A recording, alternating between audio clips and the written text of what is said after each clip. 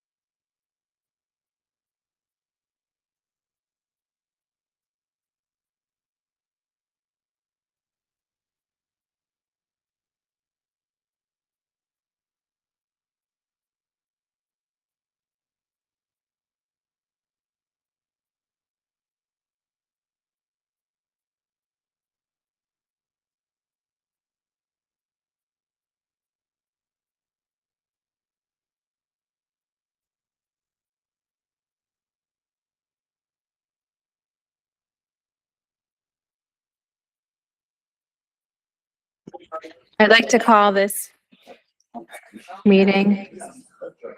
I'd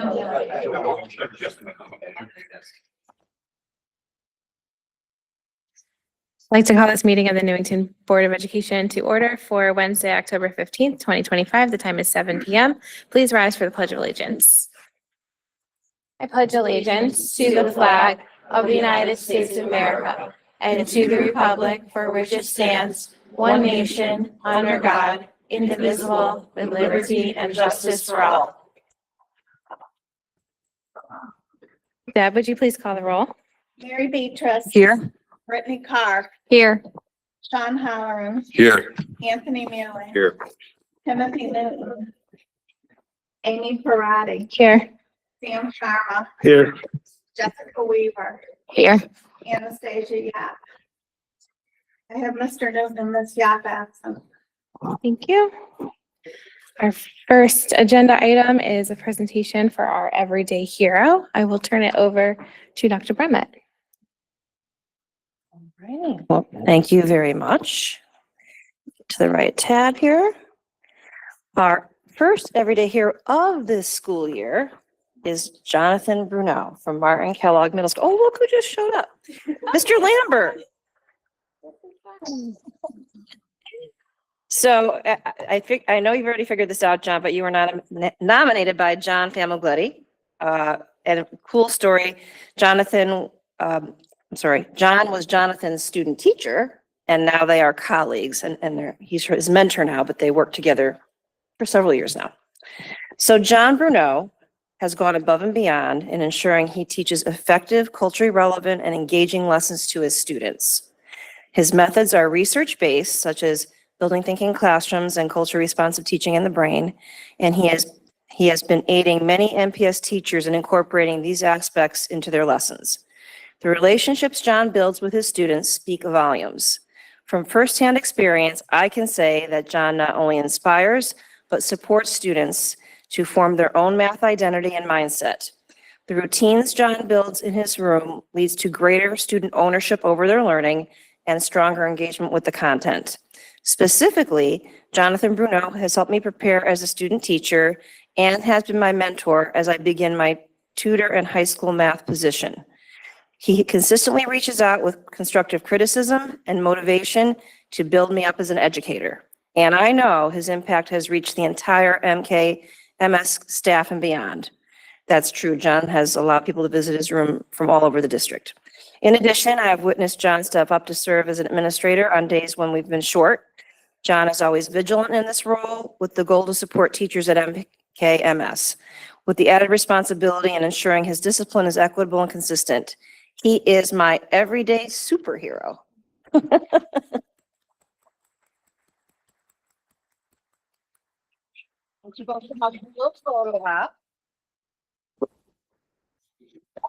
Mr. Lambert, you're here, you're dressed up, get a picture. The MKMS contingency here. How you doing? Hi, how are Great. you? It's great seeing you again. Smiles are little boo-boo. Which one? The official Just smile again. Very nice. Would anyone like to say anything? Would you like to? No. Thank you all very much. You read it.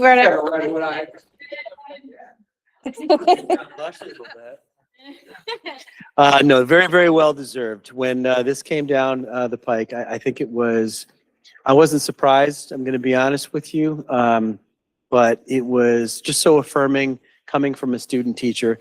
John is not just somebody who's is a classroom, serves as a lighthouse for building thinking classrooms and progressive math instruction. But in the larger school community, he is that staff member that provides hope, and we navigate through sometimes difficult waters where there's new content, new information that needs to be delivered. And John does it with optimism, with a growth mindset. He's not afraid to, as in the math that he teaches, he's not afraid to fail on the first time and stick to it. And I lean deeply on him for promoting that in others. And he's an honor to work with. And I just think it's so incredibly flattering that a former student of mine nominated a student advisor, student teacher, in John Bruno. So congratulations, John. Very well deserved. Thank you very much. Would any member of the board like to say anything?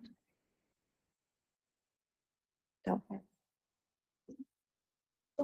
Oh my gosh. Fine, I'll go. Mr. Bruno, amazing. I think one of the points that stood out to me the most is optimism. And I think going through a lot of change, adapting to new methods, it can be discouraging, it can be frustrating, but if you lead with optimism, I think the kids are going to pick up on that the whole way. And I think that that's what makes for a unified classroom and a really good working school family. So thank you very much for staying positive. Appreciate it. Well, I'm so excited for this.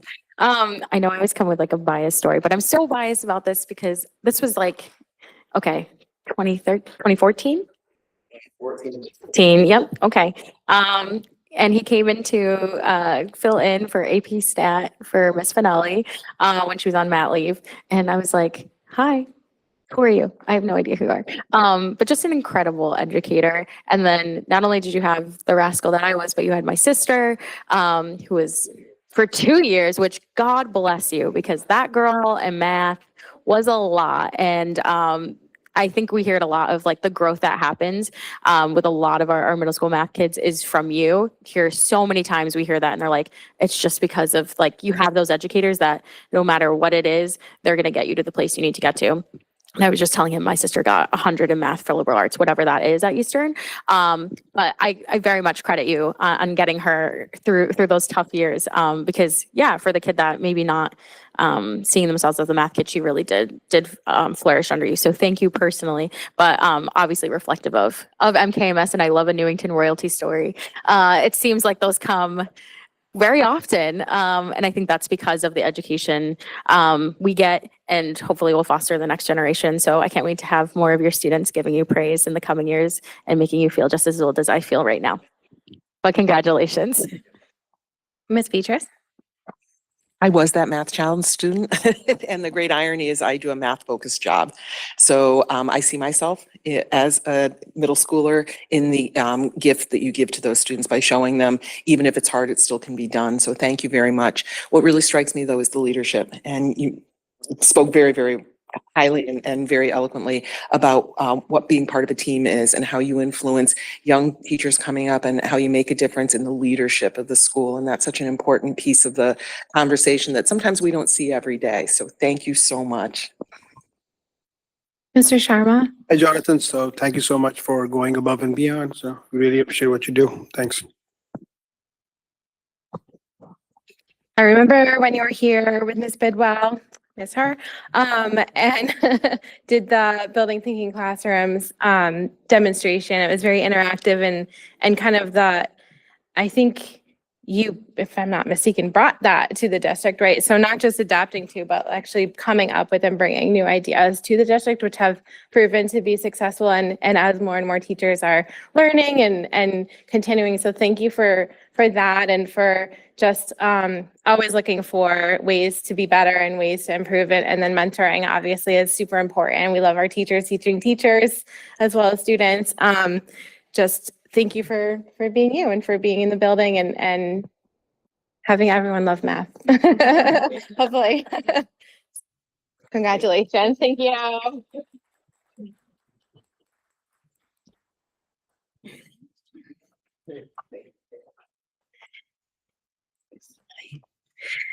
And next we have our resolution honoring our Newington school bus drivers. Whereas Wednesday, October 15th, 2025 has been proclaimed as Newington School Bus Drivers Day. And whereas the Newington School Bus Drivers have shown dedication and conscientious, that's a hard word, performance when driving students to and from school and to special activities. And whereas the Newington School Bus Drivers have outstanding driving safety records. And whereas the Newington School Bus Drivers maintain a close working relationship with school staff and parents. And whereas the Newington School Bus Drivers actively participate in community affairs and show a willingness to go above and beyond the workday. Therefore, we do hereby proclaim Wednesday, October 15th, 2025 as Newington School Bus Drivers Day. Be it resolved that we urge all the citizens of our community to join with us in actively expressing our gratitude to Newington School Bus Drivers on this very special day. Be it further resolved that the Secretary of the Newington Board of Education is directed to spread this resolution upon the minutes of this meeting and to provide a suitable copy for presentation.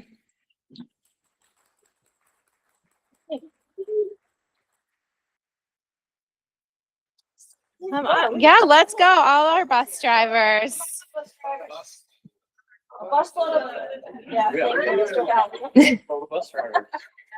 Mr. Chris, come on. Who wants to take it? So much for taking the time to come out tonight. I Yes, appreciate thank you that. so much.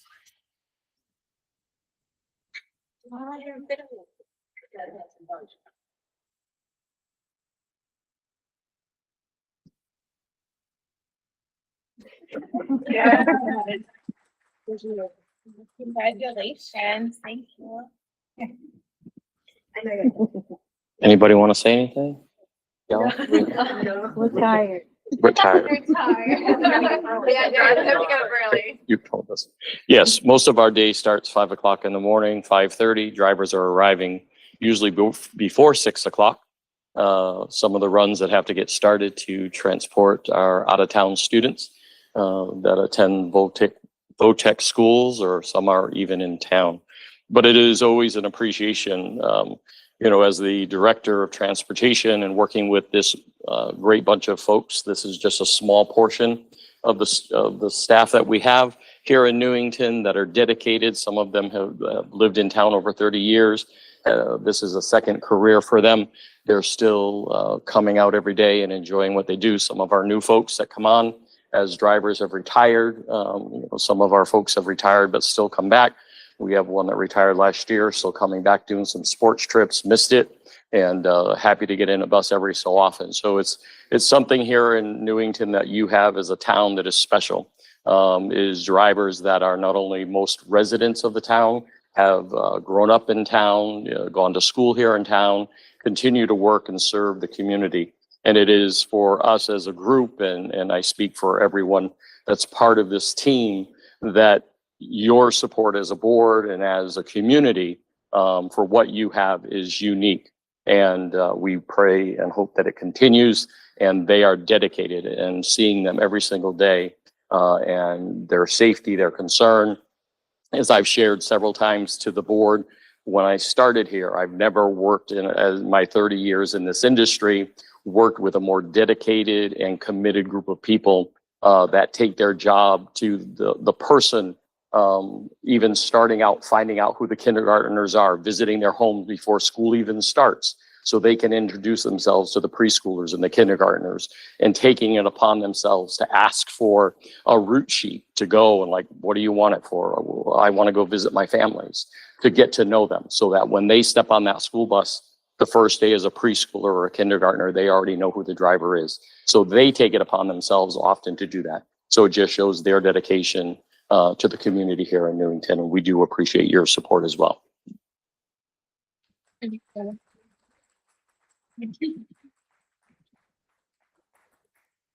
Any board members? Ms. Carr?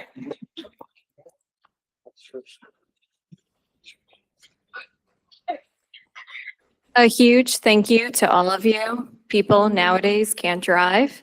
Every year it's getting worse and worse. So the patience you all have, to transport our students, to deal with the awful drivers on the road. People really don't understand the rules of the road, especially when it comes to buses and when to stop. We see it all the time in Newington, unfortunately, and the heart you guys give to your job, we really appreciate it. Ms. Peters? Even though my kids have long since graduated, I can't tell you how excited they were when they were preschoolers to get on the bus, meet their driver. It was the best part of the day. And as for parents, the attention and the caring and the love that you show our kids is just amazing. But the safety on getting our kids, our precious cargo, right, to and from school and from their activities every day is just the most meaningful thing of all. And so we know when we put our kids on the bus that they're in great, great hands. And for that, I can't thank you enough. Mr. Sharma? I just want to quickly thank Dean and the whole crew. So, thank you for picking up our kids and bringing them back safely. We appreciate it. Thanks. Mr. Halloran? Thank you. One of the things that I love most about Newington Public Schools is the sense of community. And I think one of the biggest advantages we have is that our transportation fleet is part of that community. We don't contract it out. You are part of that system and an integral part. For many kids, you are the first face they see in the morning and the last face they see from the system when they leave. So you get their day started off right, and then you make sure they get home safe. As a parent of two kids who take buses, I know some of the bus drivers personally. And I think what I can see from the corner through the little window on the bus is that the kindness at some god darn early hour in the morning is shining through, even on the rainiest of days. And I think that really sets the tone for the rest of the kids' day. So I honestly, as a parent, not even as a board member, cannot thank you enough for what you do. And we are lucky to have you. Thank you. Ms. Weaver? I love our love fest where we give you as much love, and then some of our bus drivers don't like it as much. They don't want to be the center of attention, I've noticed. And And they're my favorite kind of retirees because they keep coming back. So keep doing that. You can retire as many times as you want, keep coming back. We appreciate it. But just to echo everyone, thank you so much for what you do day in and day out. It does not go unnoticed. We hear so many good stories about our bus drivers who literally save lives. And literally are the point people. Thank you so much for taking my cousins every day, those little rascals, for dealing with a lot of it. You know, that's where all of the craziness of the day ends up on the bus, and the anticipation of the day and the beginning of the day, in those literally dark and rainy and cold ones that we're heading into. So thank you in advance for all of that, of maneuvering. And as Ms. Carr said, I think we're in just a very impatient time in the world, right? And driving is not good. So as a PSA to think, and all of our amazing bus drivers, remember to stop when they have their stop sign out. Please do that. It is the law. But thank you guys so much for all that you do. This is just obviously a small token of our appreciation. You deserve all the days. And I really hope and thank you for being patient and appreciative of this process as we get our new Garfield Street paved and all of those things, so you can stop going out of the landfill in and out. But thank you for always adapting and for being there for our kids. Appreciate it. Just to echo what everyone basically already said, but we're very lucky in Newington to have this group of bus drivers who are our employees and who we we're lucky to have them and not contracted out and are not for profit, and we're just transporting our students safely to and from school. And Mr. Chris, I just have to say that Charlotte loves the bus, and it was, I think first day I carried her on, right? And then day 2, she's just up there sitting right behind, well, we're in that first seat. She waves to me through the window, and I just feel so safe that she's there, tiny little 4-year-old. And I emailed Dean. I was like, are we sure my 4-year-old can be on the bus? And safest mode of transportation. So I think we're just super lucky, and I just really appreciate all of you. So thank you. Yes. And you drive Zoe too. So a couple more years for her, but yes, thank you, everyone. Thank you.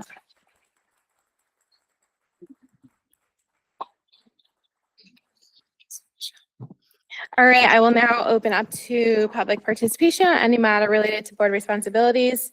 We are eventually going to change our policy, but we will allow 4 minutes.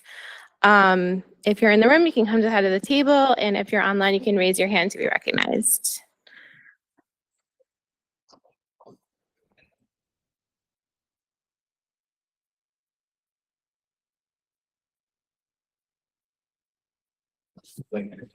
Hi, my name is Scott Dalbuno, 327 Walsh Avenue. I'm here tonight because I sent an FOI request to the town clerk on October 5th, 2025. I was informed that my request was forwarded to this on October 7th to the superintendent's office, as it was related to Board of Education information. I have not yet received any indication from the Board of Ed that my request was received or is being processed. Under the Connecticut Freedom of Information Act, a response is required within 4 business days. I have not received a response from Dr. Brum's office to date. I would like to know if my request was received and if it is being processed, and when I can expect it in a timely manner to receive the information requested. Thank you. We will follow up. Any other participation? Seeing none. Moving on to our standing committees, we have our student representatives from the high school, Abigail Pratt and Daniel B.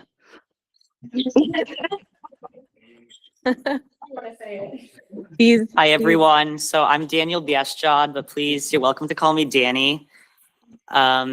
And so we're just going to go over some stuff that's been happening in the high school and public schools in the past month. So first of all, if we go to the next slide, there we go. Seniors have been super busy with college applications. It's that time of year. And so Newington High School has been giving a lot of assistance to those seniors. First of all, they're giving 2 anonymous surveys, one for grade 12 families and one for the students, in order to gather feedback on our school climate at Newington High School. Also, for the next 2 Fridays, our school counselors will be stationed in the library during all periods of the day to help seniors with any questions or concerns they have with their college applications. And any seniors that are applying to CT public universities will be able to have their application fees waived for free if they apply on November 1st. And FAFSA has already opened and students have begun filling out the form to receive their federal financial aid. Okay, and for our next slide, also what's happening inside the high school, we have our National Honor Society bottle collection. So this will be this month through December, and there are bottle collection bins all throughout the school, and then the proceeds from that will be going to help support the Humane Society. And Ian Ju and Suri Sanchez are running this for their National Honor Society project. So we're encouraging a lot of people in the school to participate. And then we also have our National Honor Society blood drive this Friday. So the Red Cross will be coming in, and a lot of students and staff members will be coming during their free periods during the day to give blood. And we also have a lot of student volunteers from National Honor Society coming to help run the blood drive. And we also have had a lot of college rep visits this month and this past week. So far this week, we've had University of Bridgeport, Elon University, Drexel University, Southern Connecticut State, Western New England University, and Adelphi University. And those are all opportunities for students to make connections and just show demonstrated interest with their college and ask some more informal questions. So students have been taking advantage of those opportunities. And then also Student Council has been planning our homecoming dance and pep rally. So this year our homecoming theme is City of Stars. So that will be Saturday, November 8th from 7 p.m. to 10 p.m. in our gym and caf. And we're currently planning our pep rally. So we've been working on figuring out what our games are going to be and what different activities we're going to have. And this year we are incorporating our unified sports teams into it.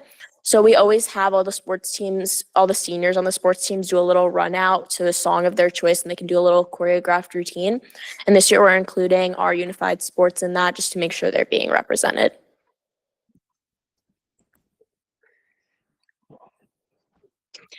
For clubs in our school currently, Link Crew just had their first school year meeting today after school, and they were discussing their way to keep the program active throughout the school year by having seniors as homeroom helpers and pairing up with freshman homerooms in order to encourage involvement and school spirit. So they'll be doing different activities and competitions with freshman advisories in order to create a bigger connection within our school during advisory.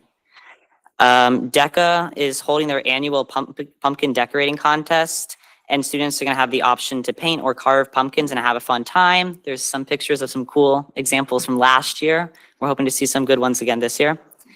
And our chamber choir will be visiting the local senior center on Veterans Day to sing to the veterans and celebrate the day with them.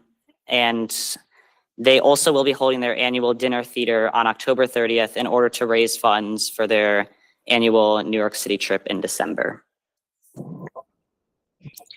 And then student council, so we've been planning our pep rally, like I said, but we've also been decorating our student section because this year's student council has been putting a big focus on school spirit and on getting our school more united. So one of the ways we've been doing that is we have our spirit squad, and we've been decorating for the football games, like the picture there. We just do balloons, streamers. We get everyone together to make posters, anything we can do to encourage people to come to the games and participate in our spirit days.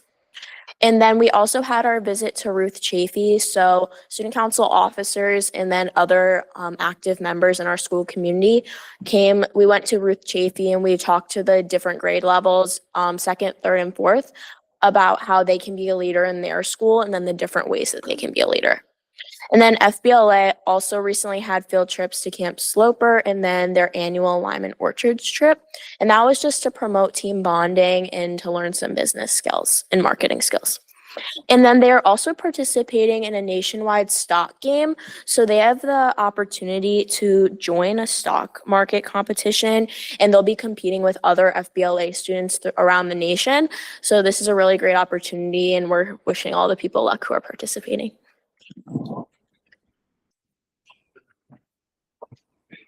Oh, and we also had our involvement fair today. So all of our ninth graders and new students, they came, all of our different clubs had representatives. So we had Italian Club, Link Crew was there, DECA, FBLA, all of our clubs were present. And we had different flyers and signs to give to the ninth graders and to all of our new students so that they knew what they had the opportunity to get involved in. And so they saw their options and could even join some of the Google Classrooms and stuff like that. Going back to our football games, sports in general have been going super strong for our school, and we've been seeing an increase in spirit at the events.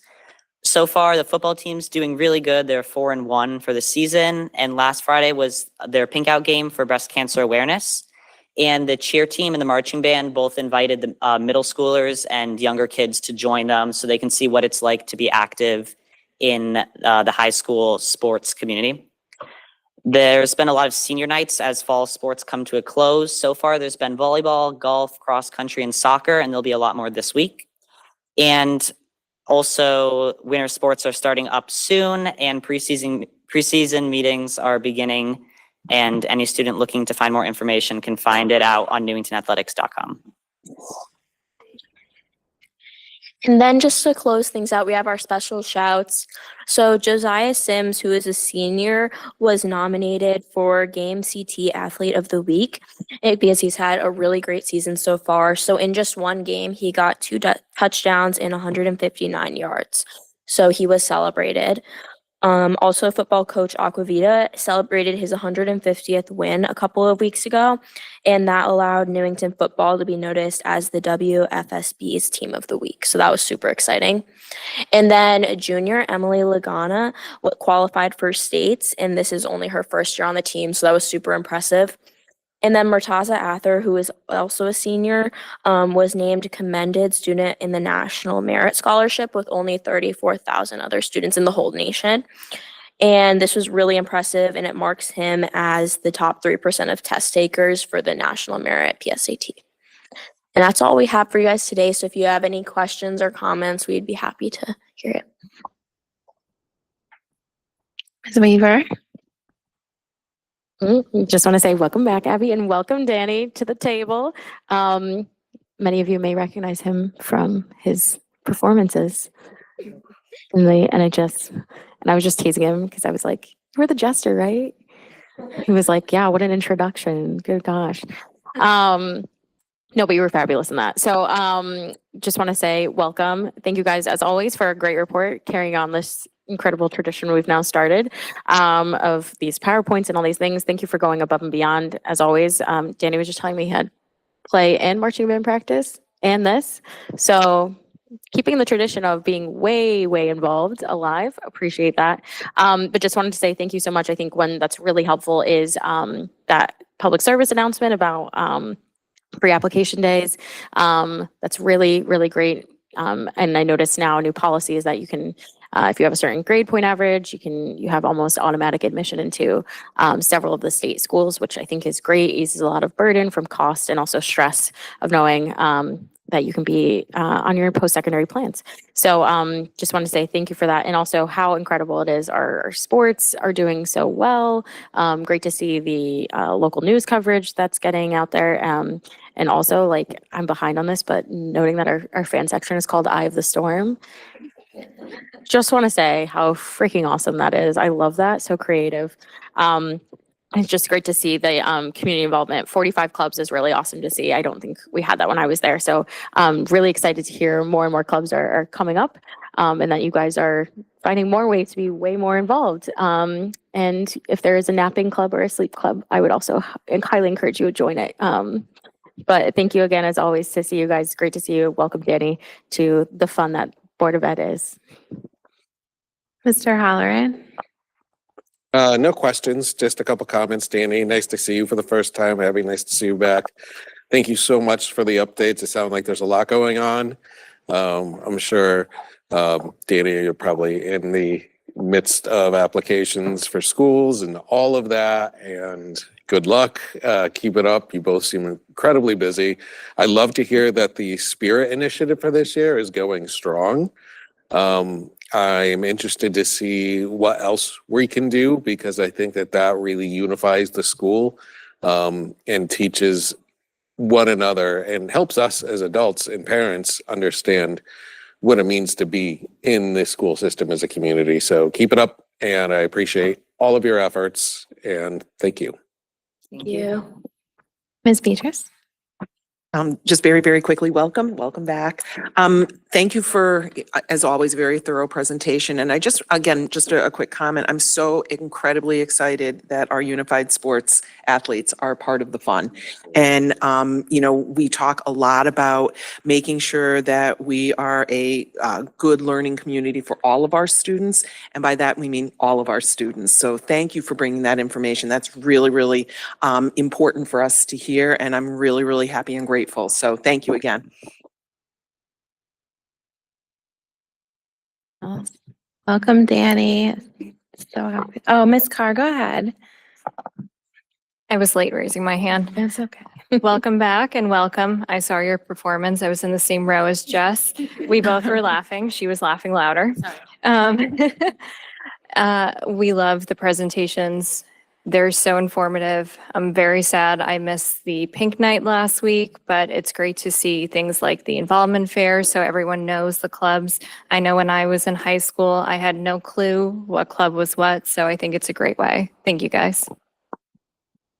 Yeah, just to piggyback on that, I since my life is cheerleading right now, I was there at the pink out game, obviously, because I have cheerleaders, and the student section is so big right now that it just kind of like expands. Like we might have to make it a little bit bigger if you keep up doing the great work that you're doing, because it's really fun and it's great to see all the kids like just have a blast. And of course my cheerleaders, the middle school ones, were like so excited to like walk around and be all cool with all the big kids. So, but it was a really, really fun night. And our football players also were able to run out onto the field, and the middle school bands were there, which was so fun to see. So it was a great night last week. And I was going to say something else, but I forgot. Yeah, I think that it's crazy to think that winter sports are already like starting up, and we're, you know, only in October, but things are moving right along. So, but yeah, thank you for being here. And Danny, Abby knows this, but if there's ever a time that you see something on our agenda that sparks your interest or you have a comment or anything on, we gladly welcome your feedback, and you are welcome to stay through the meeting, but you're not required to, because I know you probably want to get home and eat dinner and all of that, do homework, all that fun stuff. But if there is anything ever that pops up on the agenda that you are, you know, want to make a comment about, we definitely would welcome that at any time. So welcome. Glad to see you here and look forward to the rest of the school year. Thank you. Thank you for having us. All right, policy. I'm not going to make Updates, Mr. Woods wait any defer. longer. We'll defer to Yeah. new business item coming up later. Sounds good. All right, Mr. Woods, you can come up to the end of the table. You- Pictures, but for some reason I get freaked out every so often on this. No. Thank you. Thank you So- for, Yeah, thank you for inviting me. If you don't know who I am, I'm Steve Woods. I'm the chair of the John Wallace Middle School Project Building Committee. I serve with Sean, Tim also, but Tim is not here tonight. Those are two representatives from the board. This is a very, very fast-paced project. With that, there's a few difficulties because it is small. There's no margin for error. And if you come up to a stumbling block, we have to figure it out right away so we can stay on schedule. The good news that I'm here to tell you is that we are on schedule. We are on budget. We expect to turn wings 3 and 4 back over to the district at the end of the Christmas holiday break. And then we'll take over wing 6. I have some pictures. Actually, I took a whole lot more pictures, but what you're gonna see, every room is the same, guys. So I'm going through these, it just doesn't make sense. So what you're looking at, the picture on the left, is standing in one of the spokes and looking down the new corridor down through the center of the classroom wing. To the right and left of that is the classrooms. And then this first part, this is wing 4. Wing 4, the only difference between wing 4 and wing 3, wing 4 has bathrooms, wing 3 doesn't. Other than that, there's no difference. The picture on the right is a classroom. That is the same in every single classroom, other than the breakout rooms, they're just a little bit smaller. We've spent 4 years at Anna Reynolds. I'm used to ceilings that like I can basically touch the ceiling. You're not touching the ceiling in here. This is spacious. It's really nice to have that ability to work with. The picture that is here on the left is the old doorway, which is going to get blocked in. And to the right is the outside facade. Obviously, and it's all plywooded up, but our window frames and glazing of glass that goes in there is due to be delivered to the site the last week of October. I believe the date is October 27th. So while it doesn't look, it looks like a construction site. It's going to look that way for a little while. And some of the other pictures are going to show you, actually, you can see a little bit on the left side of that right picture. That's the Mason tender. So that's going to be there right through wing 6 because we still have to do the block walls there. But I was in there 3 weeks ago when they first started the block. It was really maybe 3 feet high in a couple of the rooms. It is complete now, both wing 3 and 4. And we're starting to get ready to do wiring and then soon to be doing finishes in those rooms. Can we back up one to the one? That one. So the classroom on the right, there'll be one in some of the classroom wings will have, some of the classrooms will have 2 walls that are sheetrocked. The rest of them are going to be that CMU, which is a concrete block wall that gets sealed and painted. That was very important to the board for security.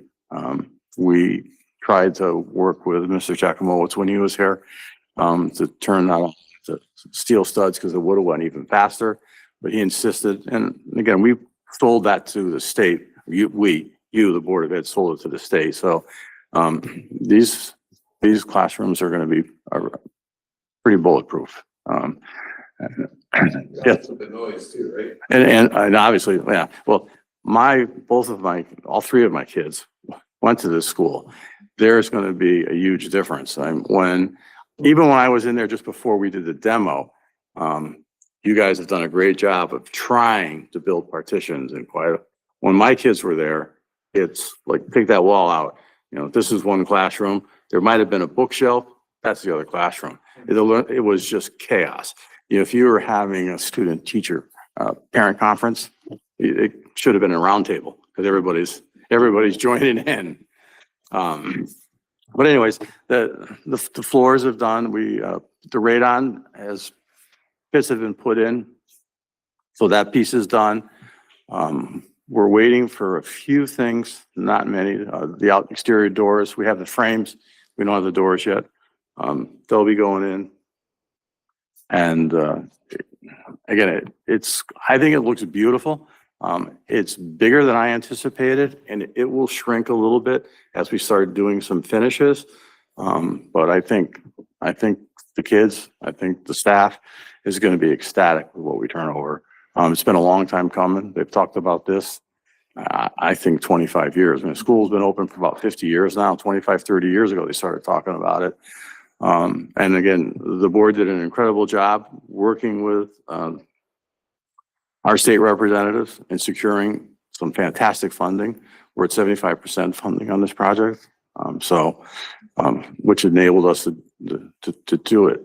And again, we have basically the same team. that did Anna Reynolds, so everybody knows everyone, which helps a lot. And by no means, I'm not telling you we don't have issues, you know, and there's not some screaming and yelling at each other and like, how could you have missed that and how could you do that? But we all come together and we keep it moving forward. And I think the team that's there now is doing an excellent job. And again, I can't wait for you to have a ribbon cutting. And we get the kids back in those wings because they deserve it. And we keep them a little bit safer. I think it's going to be an excellent project. I think I have one more picture showing the exterior. Yeah, so that will be the new classroom doorway. One more back. That one. So that's now the opposite end of what the first picture I showed you, looking down. That's looking right out. That's the Mason tender to the right. That'll be there for a while. What I couldn't get a picture of because unfortunately there's a tiny crawl space between the students' hallway and the construction zone. It's only about 3 feet wide. And if anybody's had to walk in it, you're usually walking sideways. But that's getting a brick facade. So it will match the interior brick that's there. That's underway also. So they're making excellent progress. The design team has done a great job of responding to the RFIs, any questions that contractor has. We've been keeping it moving forward. We plan to, and there'll be some snags. Now, if we go to the next picture, I just want to show you the right picture. The reason that's dug up on the ground there, those are where the windows were removed. And there was some PCBs in that soil. Unfortunately, they dug it out. They didn't go far enough. We didn't capture it all. So this is the second digging. The results for that test were due back today. Hopefully they have them. Once they have them, they can backfill it. There's a bituminous concrete drip strip that goes in. We fill the rest in with soil and seed, and then the windows will be able to go right in afterwards. A little bit of a boring picture in the center, but that's your new bathrooms. That's one of the largest problems we had so far. When they demoed those walls, all the carriers for the urinals and the toilets, they're all rotted. The studs were all rotted. We didn't anticipate that. Again, it wasn't a huge expense, but if you walk in there now, you'd never know it. It's all been replaced and it looks good. And then the one on the left is just a picture of the outside wing, and we'll look like that for a while. Probably till spring, but I would think with a little bit of luck, you know, when the kids go back to school in the fall, we're out of there. You know, the only thing that might be left is growing a little bit of grass, and hopefully that's even done. So with that, if you have any questions for me, I'd love to answer them for you, if I could.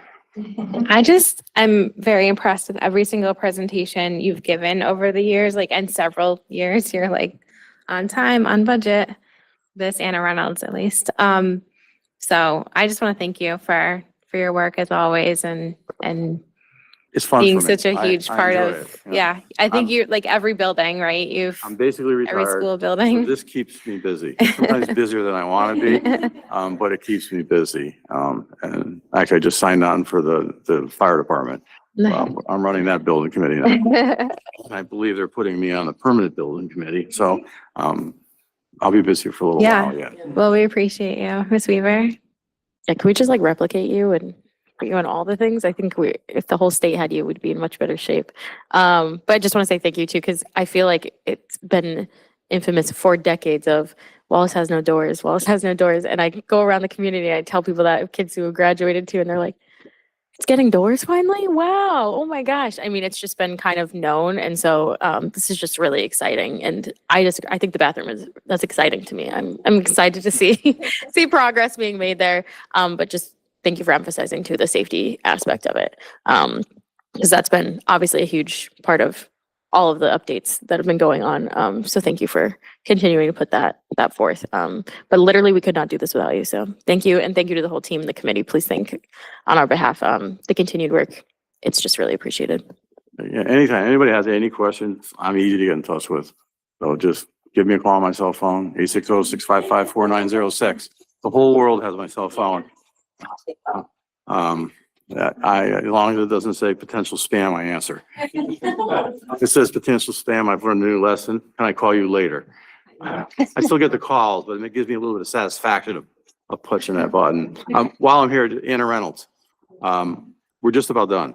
There's actually, we are done. There's one or two minor things that need to be completed construction wise. There's a concrete pad where the dumpsters are by that cafeteria area and loading dock area. One of the concrete slabs failed. Come to find out it wasn't poured at the right thickness, but it's poured at the specified thickness. So we're gonna take that out, put an 8-inch slab in there so it won't happen again. Where they put the dumpster, that's 8 inches. Problem is the truck weighs more than the dumpster ever thought about weighing. And then when the truck goes up, it's cracking it. So we're getting pricing on that right now. I should have pricing on that for tomorrow. And then we'll move forward on that. And then the rest of it's really just a closeout. So the committee will not be meeting very much at all anymore. We're done. And that's a long time coming. Yeah. That's a long time coming. That was with masks on, right? We started Yep, through COVID. that's right. So, again, it's been my pleasure. And again, anytime you want me here, as long as, even if I'm not here, I can zoom in. I'll be happy to give you any kind of report you need. If there's anything going on, obviously, Tim or Sean, they're at the building committee meetings. To date, both Anna Reynolds and now John Wallace, we have never not had a quorum. That's what keeps this project moving forward. Yeah, right. And we meet tomorrow. So. Yes, Anna Reynolds is Yep. tomorrow too. Oh, no, actually, we just canceled Anna Reynolds. Oh, Yeah. shucks. 'Cause there's not- You got a little time, found time. Extra Yeah, time. there's nothing, unfortunately. And I don't mind having the meeting, but I'm gonna make you stop what you're doing for 10 minutes and the meeting will be over. Oh, it's You good know, to see you for The 10 minutes. architect and the construction manager, they don't have anything to say anymore. Jennifer's gonna say we're working on closeouts. Eileen's gonna say we're working on closeouts. Rich is gonna say we're working on closeouts. That would be the meeting, though. There will be money that, it's a little deceiving. We didn't spend all the money that we were allowed to spend. Money doesn't really come back to the town. It's just money that we didn't spend. I'm predicting right now somewhere between $500,000 and $600,000 of a surplus that was allotted to the budget that we will return back. So it's just money we don't have to borrow. We're not Correct. It's buying, money we we don't don't have to have to pay. Yeah, yeah. So, Which is good. and that's always a good thing. That's probably not going to happen to John Wallace. I don't expect to have much money left over John Wallace because, again, when it's a smaller project, there's not as much money and it tends to go a little faster. But we're going to get the job done and it's going to be done right. And I just wanted to thank Mr. Woods. Learned a lot from you over the 2 building projects and tease you that you're in every placard in every school having been involved. So that's quite a legacy though, as I said to you in the past. One thing I want to commend as well, he runs a darn good meeting. He is awesome with getting it done efficiently, giving everyone a chance to speak, managing challenges or what have you. So because of you, these projects have gone off as smoothly as they have. And I do appreciate that, serving in my role and all that you've done. And again, and all the committee members make an effort, to attend the meetings. That's huge. And for me, I think the key to that is Zoom. Because you could be in your car, you could be in your office, you could be home on the couch, and yet you can attend. So we've always had a quorum, which is good. So we can always move forward. I hope everything works as smoothly as this tonight for the rest of your meeting. Thank you. Have a good night. Thanks. All right, next we have budget guidelines, 26-27 budget guidelines.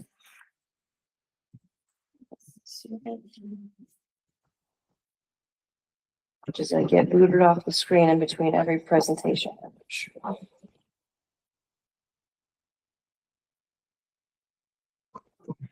So it's that time of year again, believe it or not. Feels like we just finished last year's budget, and we did.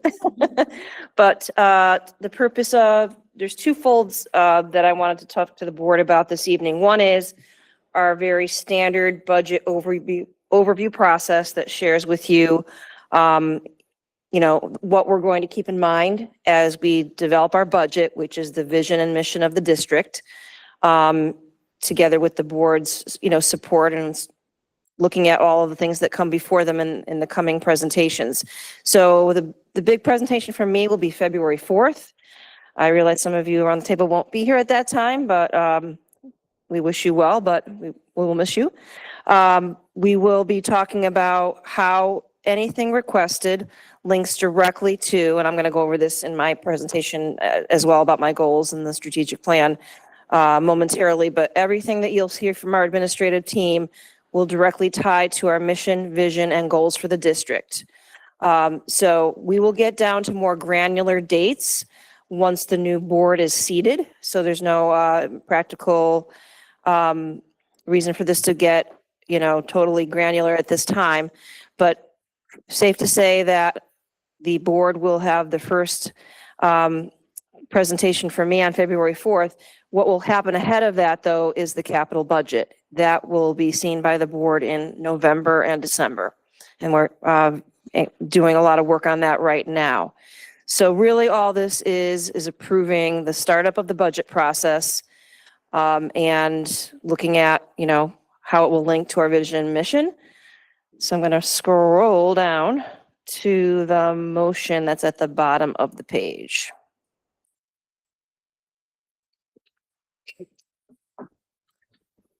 Move the Board of Education approve the budget guidelines for the 2026-2027 school year as outlined above. Second. We have a motion and a second. Any questions or thoughts on this document? Or discussion?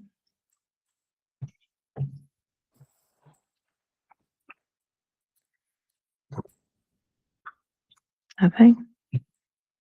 Okay. Call the roll or vote. Mary Beechup, Yes. Amy Carr, Yes. Sean Holland, Yes. Anthony Neely.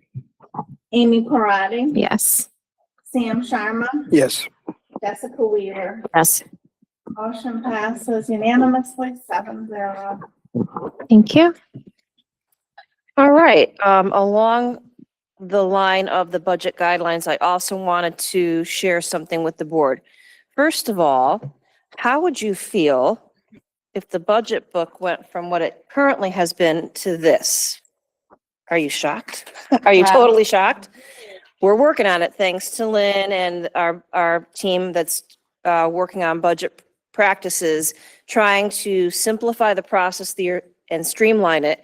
So more to come on that, but what I provided for you at the table, thanks to Lynn, Karen, some last minute changes, is what it would look like during the process this year. We would have, in addition to a few additional departments at the very end of the budget book, most of the information will be provided to you by school. Previously, the board has said, boy, going back and forth and trying to figure out this department, that department, a fraction of a person here, a fraction of a person there, was awfully confusing. When Lynn came in and saw our process, she made some very helpful suggestions together with Karen, kind of looking at the whole process. And this is a sample of this year's budget, so I'm not even giving you a projection of anything for the upcoming year yet, but using a real budget for Anna Reynolds, this packet shows how we would share with you the budget process. So you would see under each item, for example, let's look at educational technology. You see the salary of the individual that serves in that role at Anna Reynolds. Similarly, under elementary education, you see that Anna Reynolds has 20.5 teachers who are classroom teachers, as I believe that also covers coaches okay, the 0.5 coach. Going down the line, you see under ELA, I believe that is a tutor, or what is that, Lynn? learning tutors under point 3 or 3, and that's their salaries. Under math, that would be a math coach, I believe. And then under music, that's the salary of the music teacher, and embedded in there as well in subsequent pages are the wellness program, the reading program, all of that are the salaries of those collective individuals in that school, as well as supplies under each of those departments. So you're going to see every department as it lives in a school. I know year to year we've said, oh, what does code this mean? And oh, let's flip back to the key. And it got a little confusing and a little frustrating for board members, frankly, for the town council when we were trying to answer their questions as well. So we're really optimistic that this process will be much more simplified. So besides having every school have a section, at the very end of the budget book, you will also have, in addition to the schools, you will have, to my little sectioning here. Again, this is our little demo. I call this our demo model here. After all the schools, we will have, and we'll still have those explanation pages so you'll know what's grant funded, what is cut, what's not cut. You will also have, goodness, it's so skinny now, I can't even get over it. It's called administrative and central direction. Will still have its own section, and that refers to central office members and leaders. And transportation will have their own section. Anything that's not completely school-based will have its own section. But even at that, we're really, first of all, saving a boatload of trees. But I think more importantly, making it that much more clear and transparent to all of our stakeholders, be it the board, be it the town council, our members of the public who are entitled to see where their tax dollars go. So we're still in the process. It's an iterative process right now with myself, Lynn, and Karen Sear, looking at how to make it clear. We'll probably run it by our cabinet again to see, if anyone has any other suggestions. But the goal here, the end goal, is to make it easier for board members and the like to understand this without having to flip through pages left and right. So I just wanted to roll that out, and I turned over to board chair to see if there are any questions or comments. We do want feedback if this doesn't seem right to you. Yeah, I think we discussed earlier, if we have questions or want to see something a different way, it's always possible to get it the other way for a specific program or whatever it is. But I think this makes sense. So you can see as a whole, and every school is going to have a different number, obviously, because schools, elementary schools are different sizes and there's different needs and everything. Obviously middle and high schools are completely different than the middle schools too. So I think it'll be, it's a good change and hopefully more transparent, and we'll be able to see it in a different way and could just give us a different perspective too. But we will also always be able to ask questions. So I think that this is a really awesome thing. Thank you. Any other comments, Ms. Carr? Well, thank you. I'm so happy to see this. I think everyone is going to love it so much more. It's so much more straightforward. We're saving trees. I think we're moving in the right direction. What I would love to see years down the road, because I think this is definitely going in the right direction. I pulled up Newtown and looked at their budget. So they do a full development calendar that shows administration, Board of Ed. They do Board of Finance, Legislative Council with dates and what each thing is. And then they also love to do graphs. So for example, they do graphs that show Board of Education's requested operational plan, total budget by function. So line graphs and just like breakdowns of that. They also break down the union contracts going from 2016 to present so people can see the change in that. The changes to staffing from 2017 to present for each of their schools. So it just is a lot of breakdowns and a lot of visual graphs for people who just see numbers and say, oh no, this is overwhelming me. But I'm very happy with this, and I think a lot of people are going to be happy about this.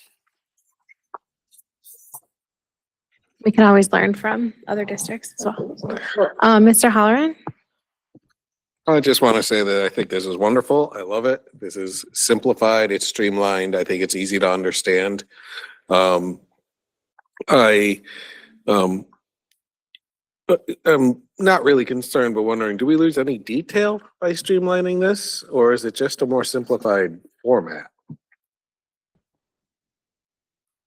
I'll start the answer and then I'll turn it to Lynn if there's more to be stated. But besides what you see here with the school, you'll also have those other pages, two-sided, that will show you kind of a summary of everything, but also then detail, which positions went up, what accounted for some of those big increases. Was any position reduced? Was anything cut from the budget and how much?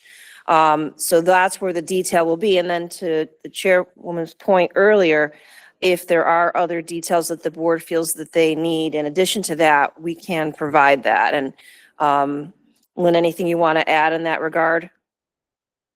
We can provide budget drivers in graph form, pie chart, however you prefer to see them. I personally like pie charts. A piece of the pie that you want to break down easier. But any way you want to see it, we can do that for you. Great. If you have the data. Thank you so much, Lynn. Sweaver? Yeah, I just want to say, I think it's great. I know we've gotten feedback on it before, and I think we all struggled with like, how do we do it when it is this massive thing? And we're trying to balance both the granularity and also how massive the needs are in our school system, and trying to be like, okay. So yeah, I think my other point was to Mr. Holleran's point. Like, I love that sheet that's usually like, oh, this program or subscription, or it's IXL, or it's whatever it is. Just so you really know what programming, especially when it's our bigger ones like benchmark or something like that, to be able to know kind of what's that cost driver, as well as, when we have certain, changes in rotations of books or those kinds of things, why, this middle school has way more than this middle school in terms of timing and that kind of stuff.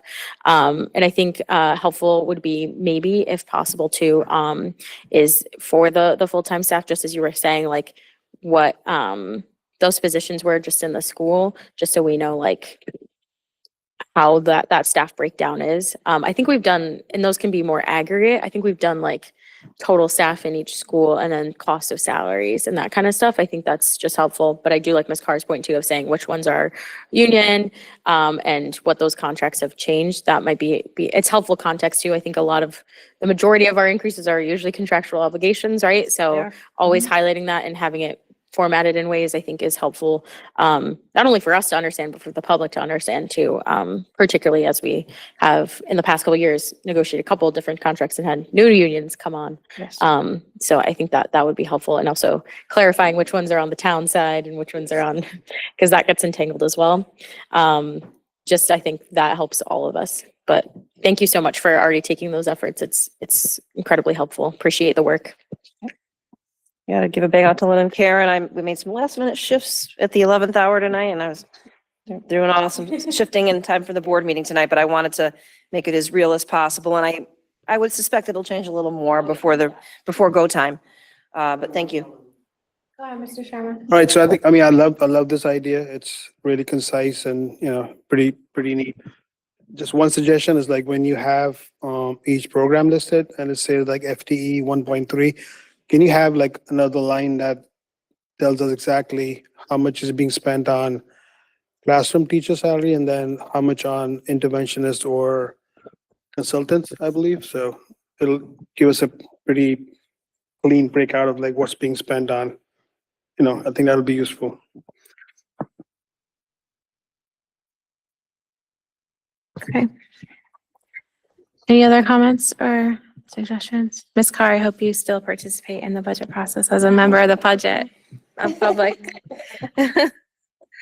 Okay, next agenda item is policies. I'll just turn it over to you. Okay. Speaking of something Ms. Carr is intimately involved with. All right, so I just want to, from the outset, say thank you so much to my policy committee. You were literally my favorite thing to spend 3 hours on Wednesday nights doing. So just want to say thank you to Ms. Carr, Ms. Beatrice, and Mr. Brucey. Really the priority in our last 2 meetings has been getting the policies that are impacted by legislative updates because they have been in effect for 14 days. So we want to make sure we are up to date. There was a lot of legislation that went through and went effective October 1st. So that took kind of precedence over everything just because we want to make sure we're always in compliance, but we want to make sure we're as up to date and our policies are reflective of the laws. That being said, on the other side of things, we had already gone through a lot of the 3,000 policies, and because we have no idea what the committee will look like after the next meeting. We want to make sure that we kind of wrap up where we can the good work that was started by this committee, which was reviewing every single policy we have. I think Ms. Carr has the numbers of how many policies we've changed. 109. So I think there's like 348, I'm not sure, but yeah, we're fixing all of it, trying to clean it up, making it more transparent and legible and digestible for folks. So we don't have these random numbers that are like, as you see now, like 4152.6. We're trying to make it so that it's much easier. So you can just have every 5, well, we're just going by 5s, so that every policy you can just have a sense of what it is, and then also making sure everyone sees the regulations that go along with it. So this has been a real undertaking, but our goal is to get through the 3,000. So this is the last opportunity for us to present to you guys following our protocol of presenting to you at one board meeting and then voting the next. So we really hope that you like these policies and vote the next. So these will be the last policies through on this board because we literally have no meetings left. We're running out of time. And I want more time with my policy folks, but just to give you guys the context around all of that. So that's why these ones took precedent, and that's why we're kind of focusing on these ones tonight. And I think I have 26 in the 3,000 series and a couple other ones, but I will go through them fast, and I can hand it off to you at one point if you want. Or not. But Mr. Ferrucci, of course, is good as ever and gave me descriptions for when I forget all of the changes that we did. But we'll just start with the first one, and I will try and be quick about all of my remarks here, but if you have any questions on all of these, all the policies are linked. All of them are up to date. All of them you can access right now on our policy manual, and all of them will show these changes. So what we changed in this first one, 4152.6 Family Medical Leave Act, these are legislative updates to include both CT, paid leave, and then other requirements from federal MFLA, which are different in terms of their requirements. So we added that yellow highlighted part to the policy. And that's the only change to the actual physical policy. What we did was change the regulation itself to reflect the statute of the Connecticut paid leave and the federal FMLA. Any questions? All right, next, student discipline. This was to reflect legislative updates to include homelessness and student discipline, as well as due process hearings. So this was to, and if you scroll down, it'll be a ways down. But particularly was focused on legislation for our homeless students. This also has updates on here. Does this have the updates on the military families as well, or is that the admission one? That's the admission one. Yeah, it does though. It's in the hearing process. Yeah. So there's dual legislation that has provisions about military service members, I think. Children of them. But we added this section to reflect the statute change. We also note the statute. But this was how to hold a hearing process. This is literally from the statute, particularly when a student is homeless, and how to avoid discrimination based on that status. So that was the addition there. And then we obviously renumber everything as we get through all of that. I think that was it. There it is. Yep. And we added it as well to a whole other section. Again, because we think that student discipline and due and process hearings are a little different. So we wanted to make sure those were reflected in both parts of that policy. And this is one we've updated multiple times. And then again, reflected here in the hearing procedures themselves.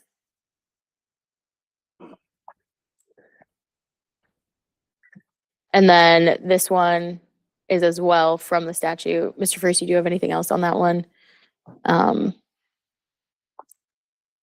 again, taken straight from statute. I think that was the last part of it. States, yeah. Those will just be important to consider now when, we're holding an intent hearings. Yeah.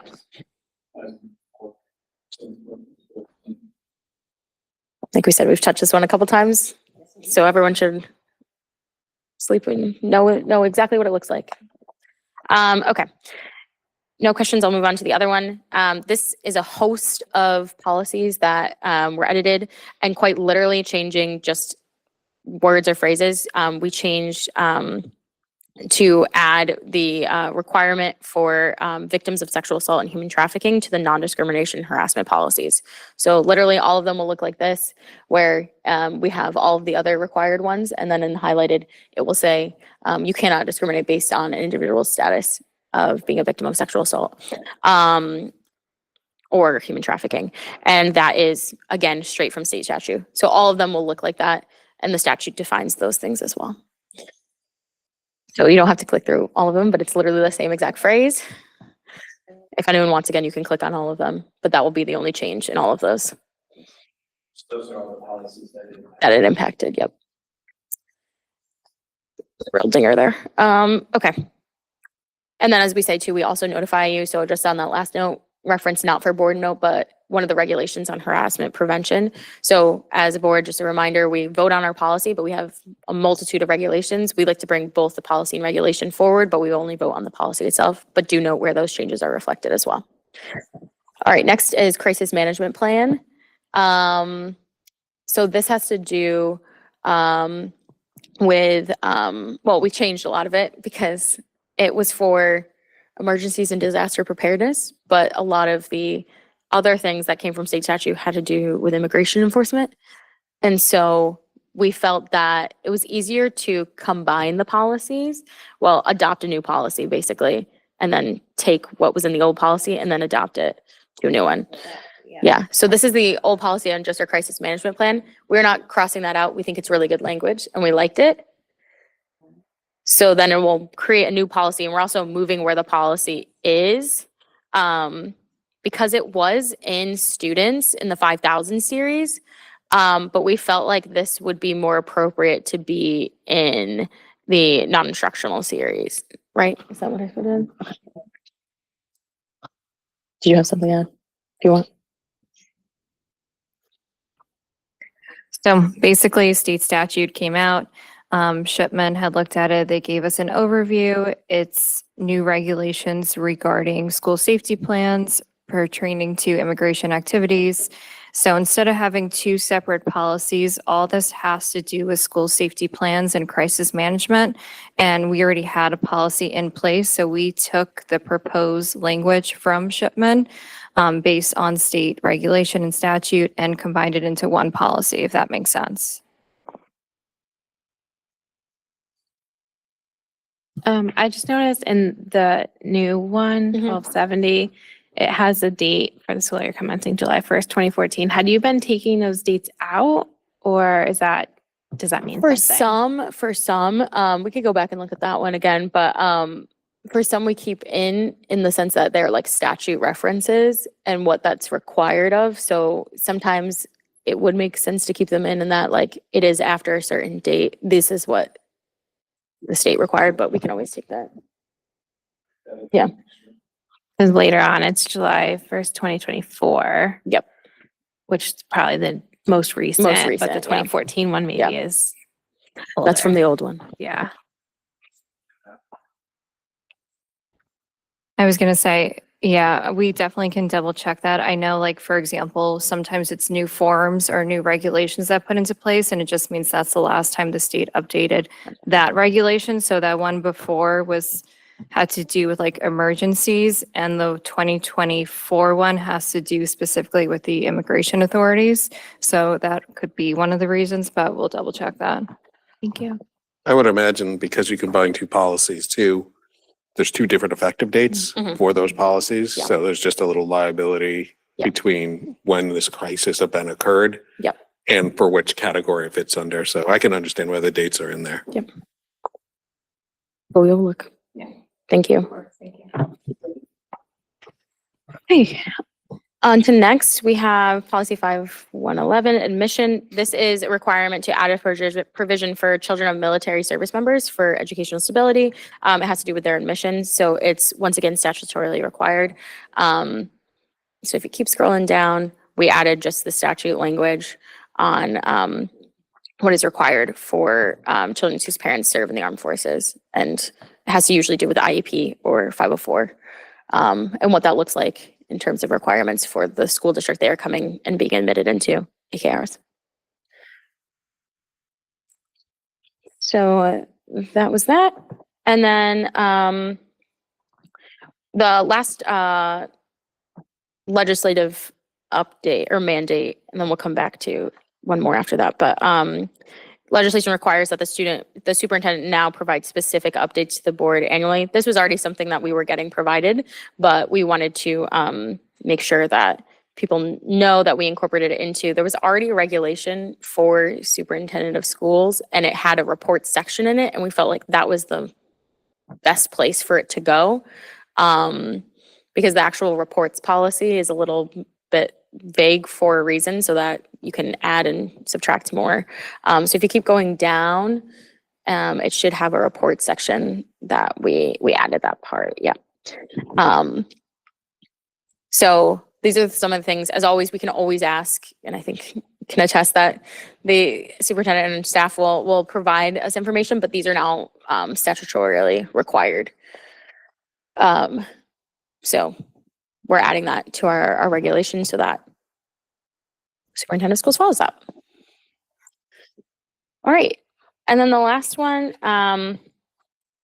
this wasn't necessarily a legislative update, but it was definitely a required policy to meet the state required, quote, checklist for reviewing the local education's agency's unpaid meal charge policy. So this is our meal charge policy. It also happens to be part of our new 3000 one because it fit right in is what we thought to our 3000 policies. But this is about making sure that students are not discriminated against or feel any burden for not being able to pay for their school meal.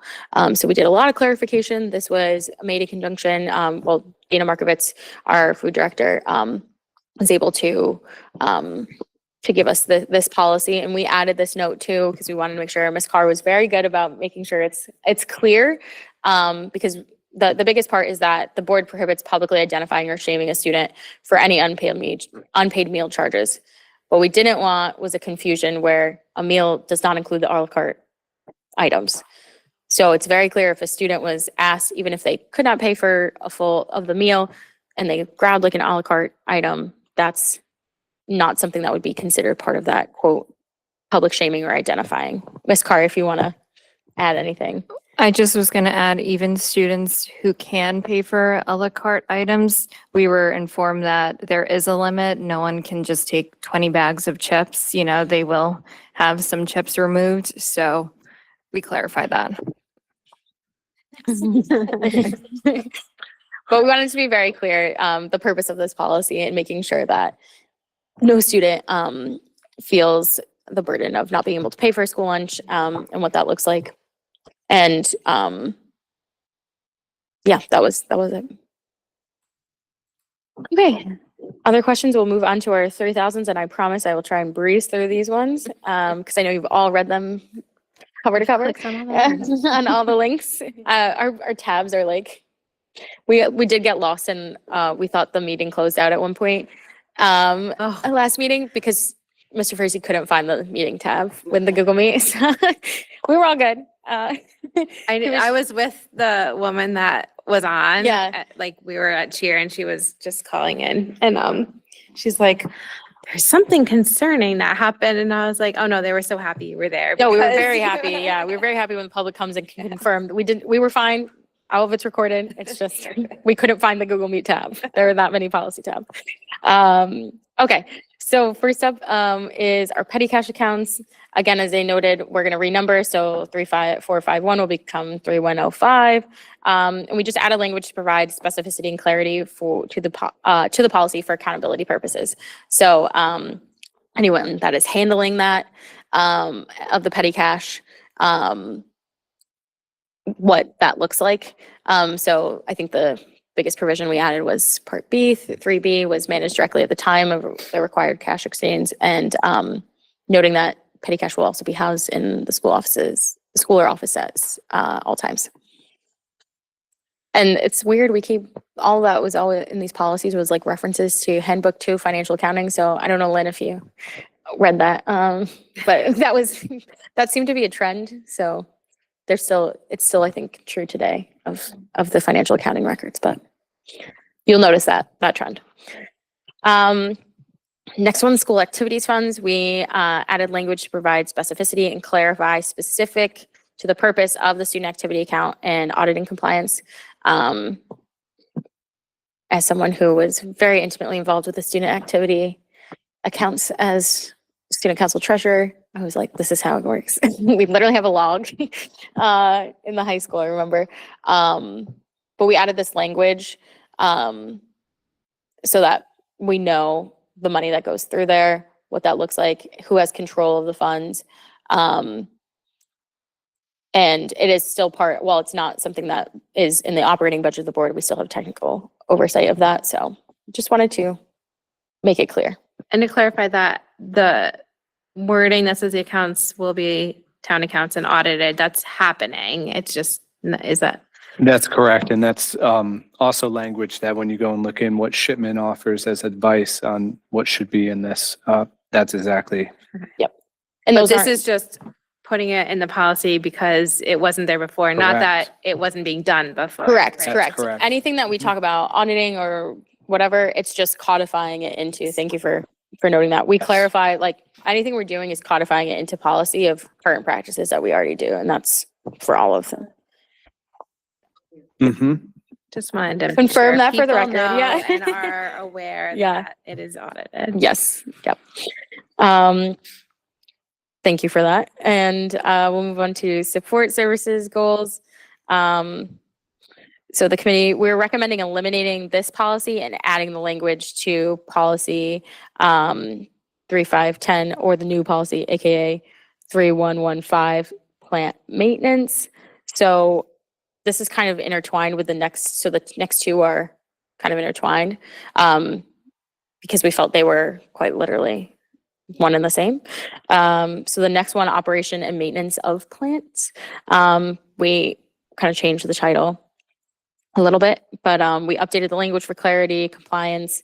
Ms. Carr had a great one about adding things about air quality.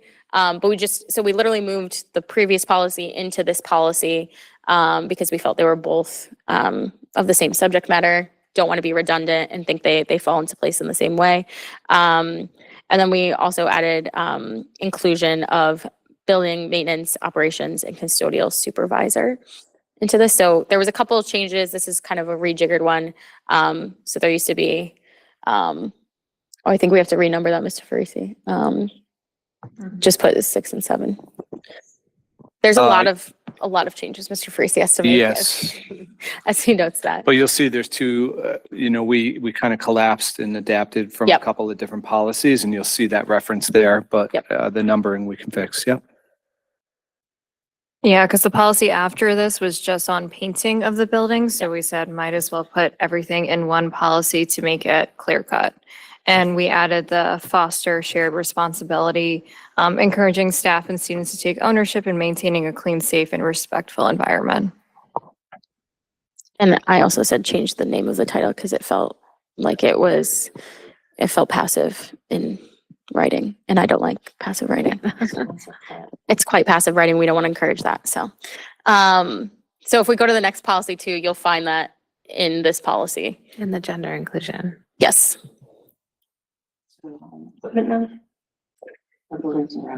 Buildings and grounds. So literally it was just painting. And we agree, schedules shall be planned. We agreed with that policy, just didn't think it needed to be a zone. We felt that was under the plant operation and maintenance, function. So that's kind of that section. And then the last one is, we have one on equipment. And this one, no changes. We reviewed and we liked it. Just not the number. Just not the number. Exactly.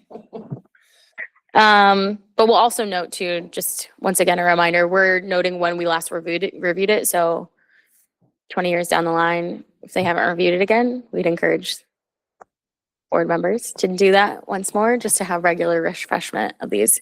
As we're noticing, many are from 2001. Okay, next is the media protection policy. This covers our criminal justice information system via employee fingerprinting. And there were some updates to that policy, the CJI policy. So we just added those updates because it went from 5.1 to 6.0. So that's where we have a change of date where it's effective. Most of this again is of statute and of that policy. So the CJIS updates their policies and we have to adopt what they put into place. And so the last adaptation or changes they made were in 2012. I think we inherited the system in around 2015, so they were pretty relevant at the time.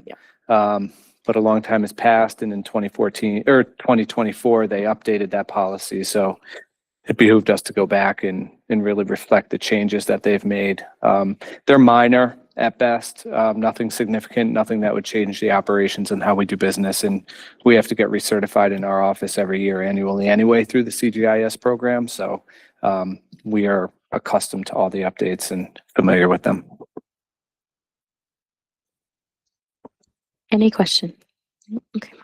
All right, we'll keep moving. Safety.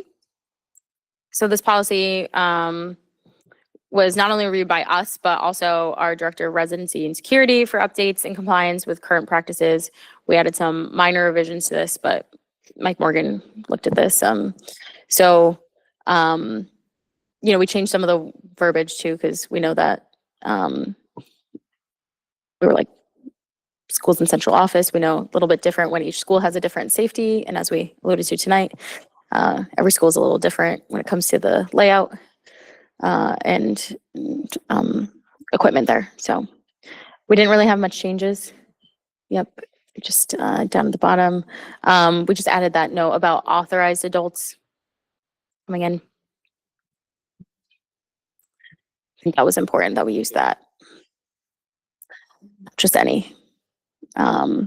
We just changed sensitive, disturbing to sensitive, because we think that was more broad and encompassing of some of the things that were there. That's it. Okay. Not just it, but security, buildings and grounds. Also reviewed by Mike Morgan and his team. Again, minor revisions to this one. Shorter policy. You want to take them? Do you want me? Sure. You don't need to hear my voice more, so it's fine. We're not vandalism. But we just noted in this one too that would be the building principal. So we're in charge. Vandalism. We're moving? Okay. Yeah, we're going. Well, I'm not where you are.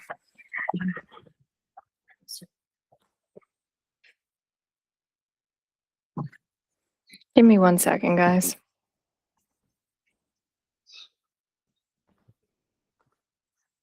This is also reflective of current practice. Correct. And every policy that had major changes, we got guidance from.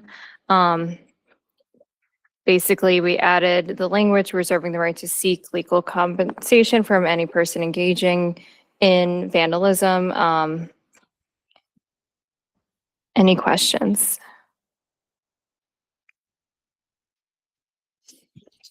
Well, yeah.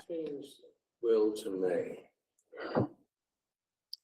This was a reflective of like our restorative practices, because we were saying what restitution actually looks like and what is the definition of restitution. So restitution for damages may be sought. It's not necessarily that every time that would be the case, yeah. And then once again, I'll just say reflexive of all the policies, we're including parent/guardian in a lot of them, just to be inclusive. All right, next, bomb threats. So this had several changes. The policy was very outdated. It last was updated May 23rd, 2001. So we wanted to add the different types of threats such as package, written threat, email threats, social media posts, verbal threats, suspicious objects, and basically what we do in accordance with our current policy. Just like to note that the assumption was if a caller identifies himself. So in number 5, we just changed that. You add the section about package. All highlighted is new. Everything highlighted, so that 4 paragraphs. So in this work, obviously, you know, we continue to consult with our director of school security, Mike Morgan, and we align the policy to what the current practices are at the school level. So that way there's a nice alignment. So if anyone were to pick up the policy, they understand what we would do. Or if there's anyone new to the district or we switch office staff and personnel, we have quick, easy access to provide them what the information is they need to know to be able to conduct themselves during a bomb threat. We hope to never have this situation, but if we did, at least we have a process in place to manage it. I love that. And I like that. I was just wondering, because it's direction, would we have a regulation associated with this? Or because we have it directly in the policy, it's not needed? We do, because we have school safety plans and office safety plans. So, so example, the 3rd floor has a safety plan. So doesn't each school. So with that being said, a lot of this is embedded in there, as well as other information for other types of scenarios that a school needs to be aware of that are beyond or different than bomb threats. So the safety plan itself is more comprehensive. It entails a lot more. I mean, it would include even things like fire drills and other drills, you know, and such. But so yes, yes, and I think Mr. Morgan thought the specificity in our policy would make sure that it's codified to then be in that plan as well. So we could move it either way. You know, the policy could be very vague that we have a bomb threat procedure. And the regulation could outline the whole procedure. It could be similar to that. The only reason I'm asking is because we vote on policy. So if we put the actual instructions of what to do for the parcel and what to do with the threat, we're voting on the actual steps of what to take, which is usually what we don't do when it comes to policy. Yeah. That's my only reason I'm asking. We could put that in the regulation. Yeah. Yeah. And I think we're probably going to cut the form, I think. Yeah. That would definitely be. Yeah. Yeah. Yeah. Okay. I Thank also you. feel like with the form that's consistently changing. So I don't think we need that. Yep. Okay. Thank you for your suggestion. Yes. Just like to know what I'm voting on. Good. Very nice to have. So the next policy, 3520-1, information security breach notification and cloud computing. So this policy was reviewed. There are no changes recommended at this time as the policy contains the most current process for practice.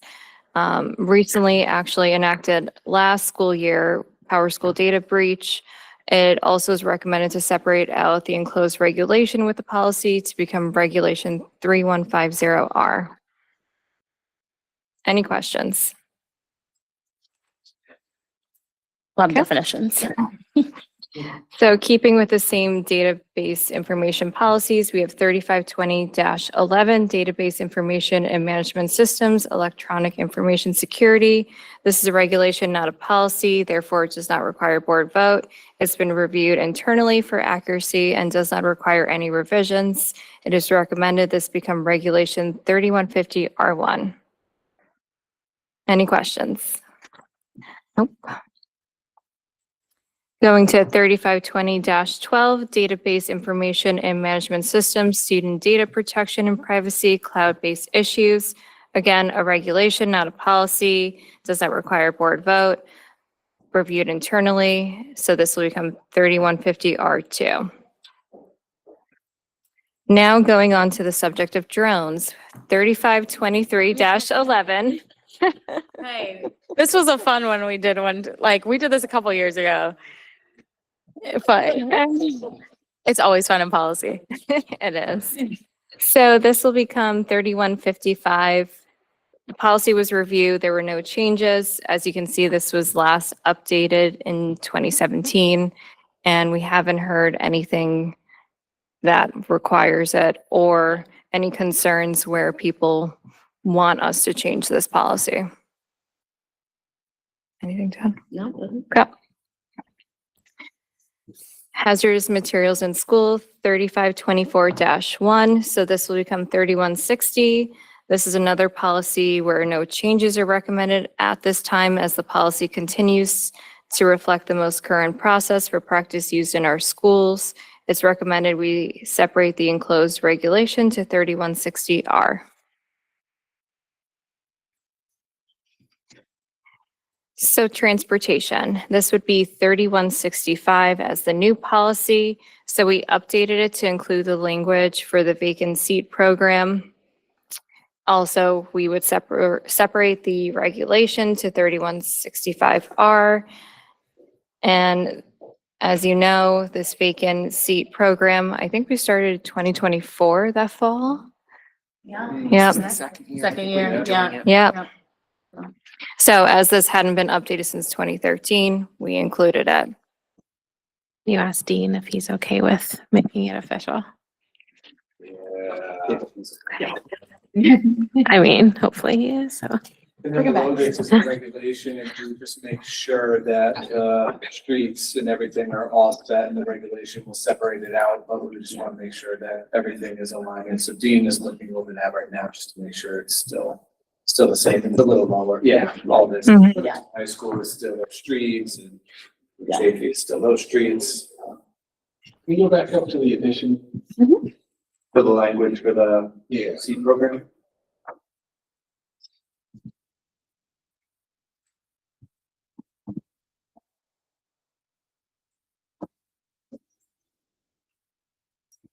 Okay. We also don't anticipate numbers changing. The exact language that's also sent to families. Yep. So we want to make consistent, language. So the next policy, 3541-35, bus driver safety, would become the new policy 3170, which is perfect to discuss tonight, considering our recognition earlier. So the main difference is we added language guardians because it just said parents before. We also added about cameras being used inside and outside of buses to increase accountability for both the driver and students, monitor behavior, and provide video evidence for safety and security. And instead of using the term punishment, disciplinary action. Any questions?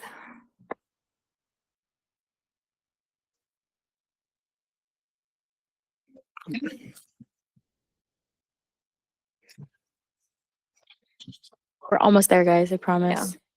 I don't read as fast as Jess. No, you didn't. You have them all up.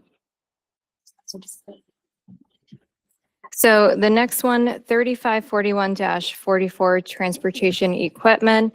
We're actually recommending removing this policy from the manual. There's no statute that requires such policy, and it's not a practice of the Newington Public Schools to transport students in privately owned vehicles. That's interesting. Mhm. Not recommended, yeah, definitely not. Buried. Let's not do that. Yeah.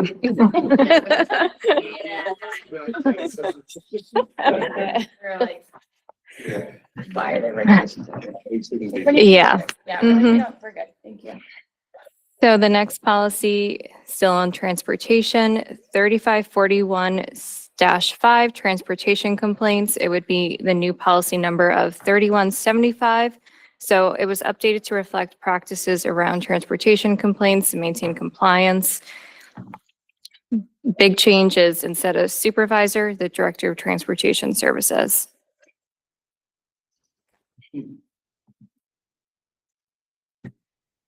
Next one, 3542-1, purposes and facilities, food service. The new policy number would be 3180, updated by the committee in coordination with the Director of Food and Nutritional Services to align with current practices and requirements.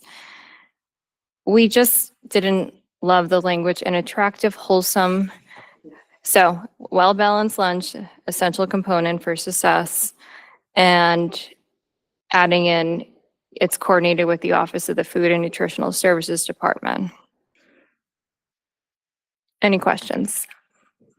Since we serve breakfast, should breakfast be included?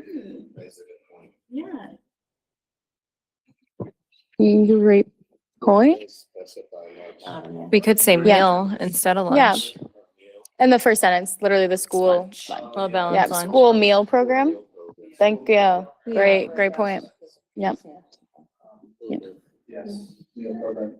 Great. As it's an attractive breakfast. Yeah, we were like, Judge. Not really that. we like to cut out the subjective terms. Okay, well, thank you for that. Next policy, where am I? 3542-22, food service. The new policy number would be 3185. So again, this was updated with the Director of Food and Nutritional Services to align with current practices. Basically, school food service funds, it's district funds. We can update that one too. I don't know. That's really for usually lunches, the National School Lunch Program, but we can check too how it applies to like breakfast. Yeah. So we can update that as well. Yeah. National program, right? Yeah. I was like, I knew it was that, but we could add an S. Yeah. I was like, I know it's capitalized for a reason, but does the funding? Yeah, I think what we would need to change is not necessarily the name of the program, but the where it says like Yeah. one free reduced price lunches. Yeah. Could be changed to meals to make it. Yeah. inclusive. Yeah, that's what I was thinking. And the two other big changes, there's a section on conflict of interest. So we reference policy 4118.13, conflict of interest. And we also had a long discussion on recipe books being removed. And we really don't think there are recipe books that are in our schools. I am? Yeah. Food service, did I just skip? She's not on food service. That's why. Sorry, we're looking at her. Food service, right? Yeah. We're just skipping around. So this one is done. Yeah, we did free and reduced lunch. She just did that one. I'm sorry, I had the wrong screen up. You're fine. That was after it. Okay. Like we said, there's a million, sorry, so, but we're getting through the 3,000, so. I have different windows for those tabs. Not Okay. that one either. Oh, yes, I'm sorry. Food service would be 3542-22. There we go.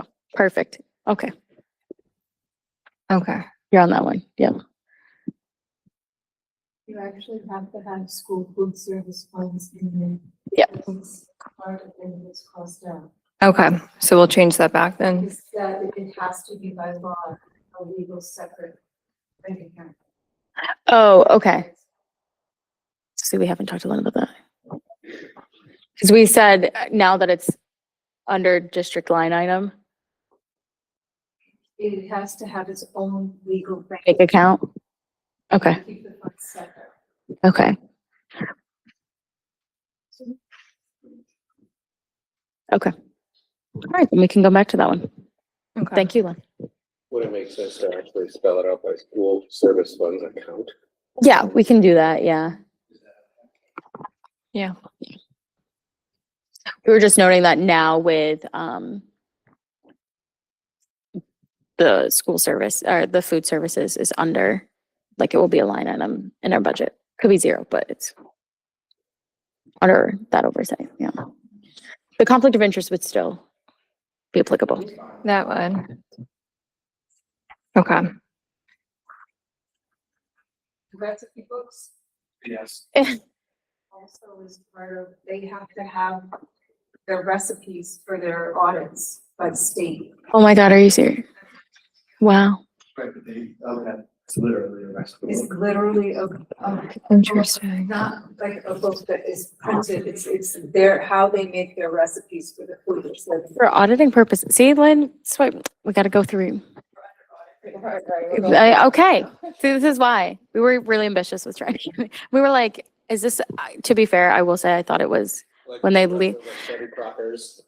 To be fair, it was invoking the rollerblade parts of the statutes, the school dance, yes, and all these things, yeah. So that was invoking to me. We had a feeling that a lot were state statute. Okay, this is helpful. Okay. We'll come back to you and we'll bring that back. The new wording. Yeah, production records sounds like it Yeah. would cover. Yeah. Okay. Thank you. I think the language just needs to match them all. Yeah, we were looking at some of the statutes don't necessarily have it, but it could be policy that does. Yeah. Yep. Could be the ones the state ones that I looked at, but not necessarily the federal. Yep. I don't know, Lynn. We love looking up our statutes at 9 p.m. at night. Yeah, we did. Yeah. So just back to free and reduced. Well, yeah, that's next one. Okay. Okay, so next policy 3542-31, free or reduced price lunches. The new policy number would be 3190. This policy was updated again with the Director of Food and Nutritional Services, and the only change was there.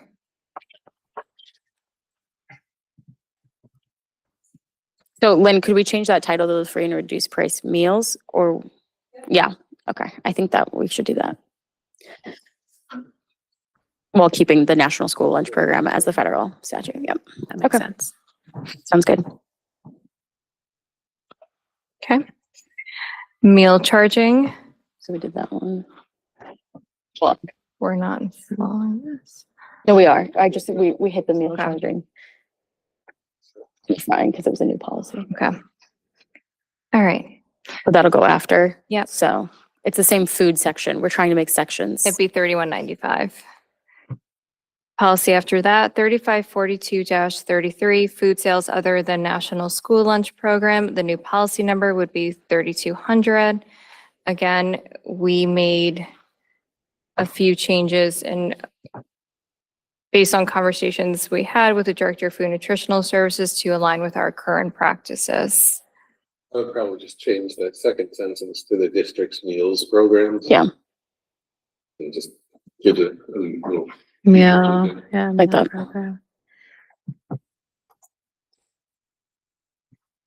Any questions? Why is it blue, not yellow? Yeah, Mr. Farisi, why is that?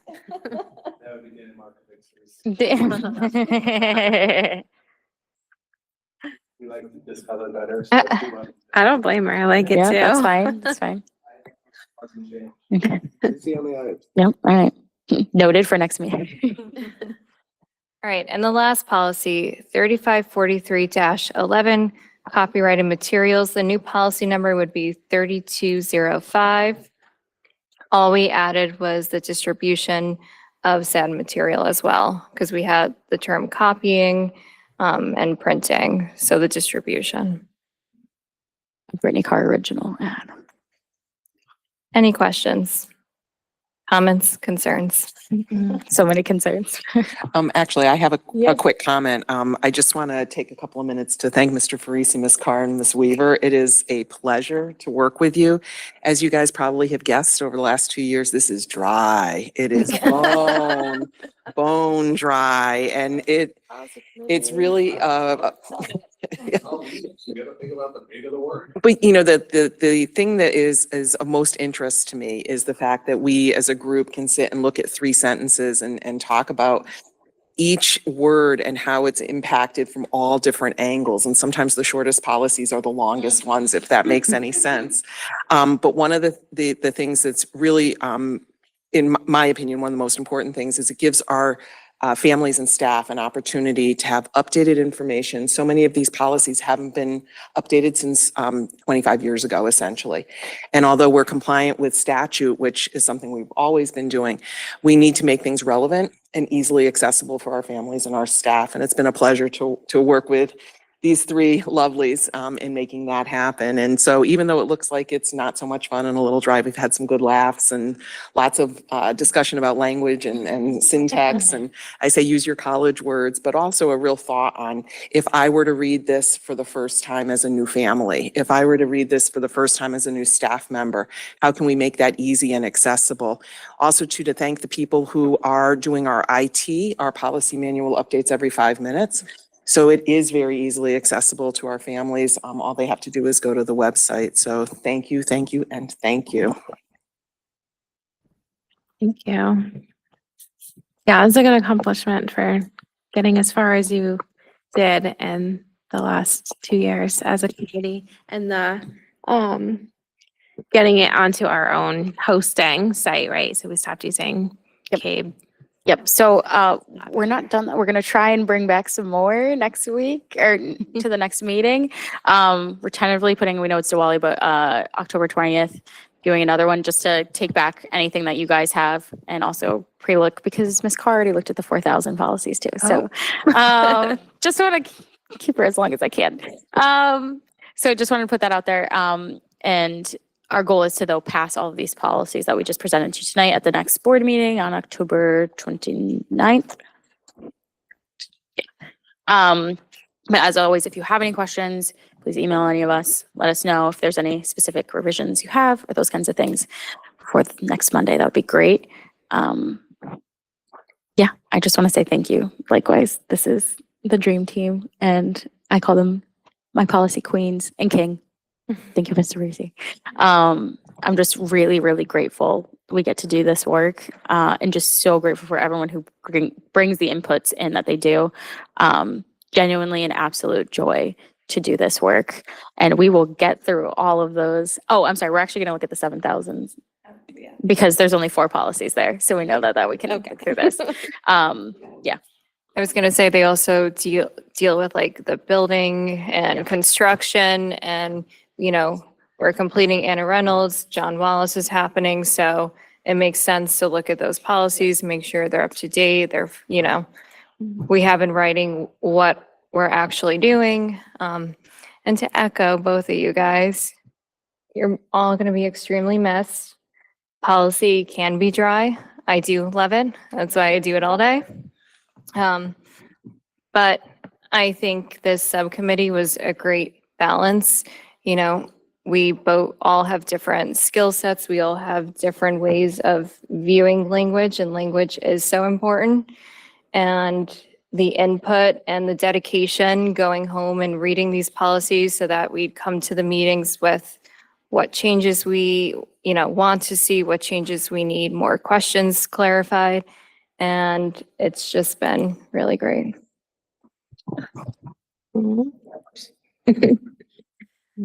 Thank you. We're done policies for now. Okay, for now. All right, the next item is a calendar discussion. So this was a later addition to the agenda.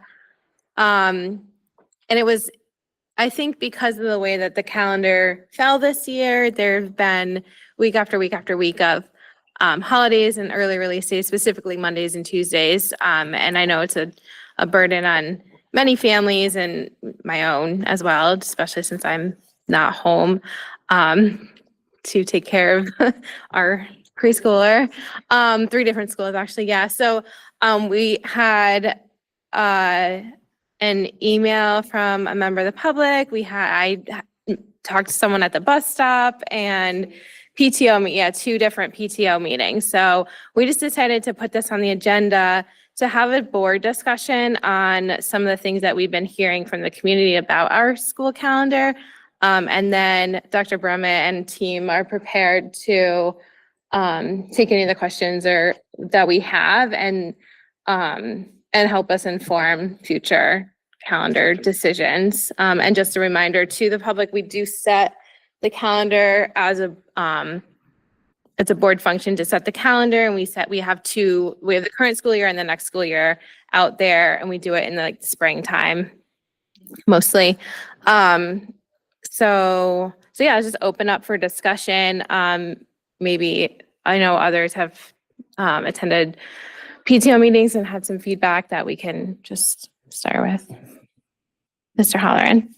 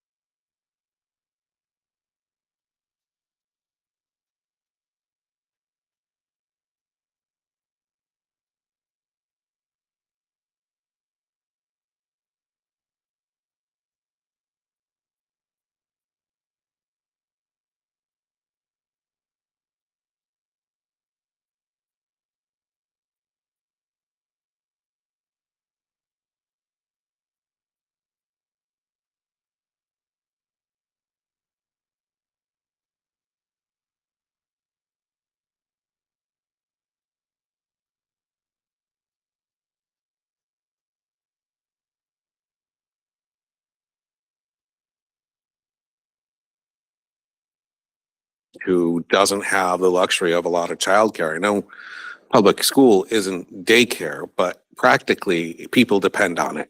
And I think that that has a real impact in people's ability to support their family. I don't think it's just a headache. I do think that it has a real impact in how some families have to navigate managing what they need to do. And I know if maybe I started a new job and I was an hourly worker, and then all of a sudden I'm asking for 1 or 2 days off every single week, I don't know how long I would have that job. I think that's a real concern that we have to balance. And I think that's a voice that just needs to be brought to the table, because I think it's more than an inconvenience. I think it has true impact. Yeah, so I was at Patterson PTO last week. Definitely heard the same concern at my own aunt's house and was like, we only have this many full weeks. And I was like, really? Is that true? And I think one of the things that we did, just for transparency's sake, so you don't have to go through like a million different board meetings, but when we first, I think it's now like 4 or 5 years that we added a lot of the holidays, and a lot of them were 3 years. Okay.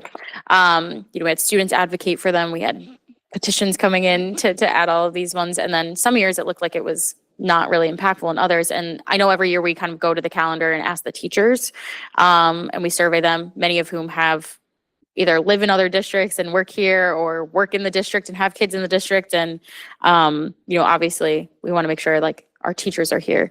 But perhaps, as we kind of look at the next calendar too, it's looking at, community surveys. And I know we try and do as many surveys, and I know people get survey fatigue and all these things. But obviously want that stakeholder voice as well. And I know part of this too is how we build these into the contracts, and how many working days teachers have versus not, and their PL days. And I was just talking with Beatrice too about like the PL days, because I know like West Hartford has like every Wednesday's a half day. And we have every other Tuesday, but just curious too on if you could explain, Dr. Brummett, kind of the requirements of teachers. Is it a requirement for PL time, or what that looks like? Or because I think it is a balance of, I know many times in our union negotiations too, there was a desire for more prep time, more time for the teachers to have like in-class things. So just kind of what's the thesis around that? And then second question would be, could we bring back up the one we haven't necessarily voted officially? Have we voted officially on the next year calendar, and how impacted it is comparatively? I think there might be more. I'm not sure. We do have the next school Yeah. year calendar. I just didn't have it up with me. I think there's one more PL, like Teacher Tuesday. I think there's 16 in next year's and 15 in this year's. But Yeah, it varies, but it's around the 15 to Yeah, 16, okay. to answer that particular question. And what they're used for, it typically is curricular training. Right now we're still in year 2 for our benchmark program, year 1 really at grade 5. And also some of our initiatives to increase the rigor in classrooms. And on occasion, we use it for mandatory training. A lot of that does happen in the summer, but we do use it for a lot of curricular enhancements and ability for teachers to, get some advanced training in a variety of areas. And Mr. Freese every year produces a very lengthy professional development detailed about what we've done throughout the course of the year. And yes, the board still needs to vote on the 27-28 calendar. They did already vote on the 26-27. Doesn't mean they can't look you at it can again. modify it as needed. What are the hours of PL requirements? That did not come out right. How many hours are we required to provide for professional development? Sounds a lot better. That's a Mr. Farisi question. Sure, the state statute is 18 hours annually. And does that includes the days in the beginning of the school year? It includes the entire time Everything. teachers are here. How many hours per Tuesday are they getting? It's a 90-minute session, Okay. so an hour and a half. Okay, thanks. We have an opportunity at the end of the meeting for public comment, which I will, Here for 2 hours now, like, oh my God, I wrote this email. It's been nonstop just waiting to be able to speak my piece on this. And I just feel like having me at the very end of it is just saying that my regard to this email was not really respected like I initially thought it was. well, we had an opportunity at the beginning of the meeting for public participation and then So I've been here for 2 hours. we added the. But you said it was calendar. You didn't say I was supposed to speak in public. I have 3 kids, like.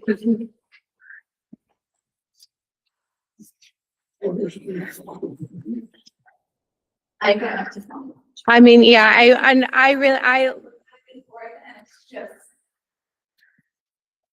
I understand.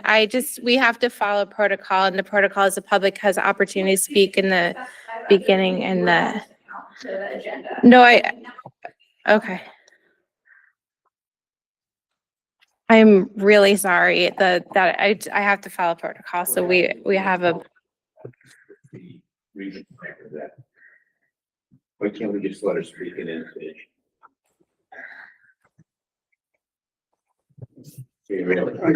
With all due respect, I am the chair and I cannot allow because it sets a precedent and we can't have. The precedent is that the public say.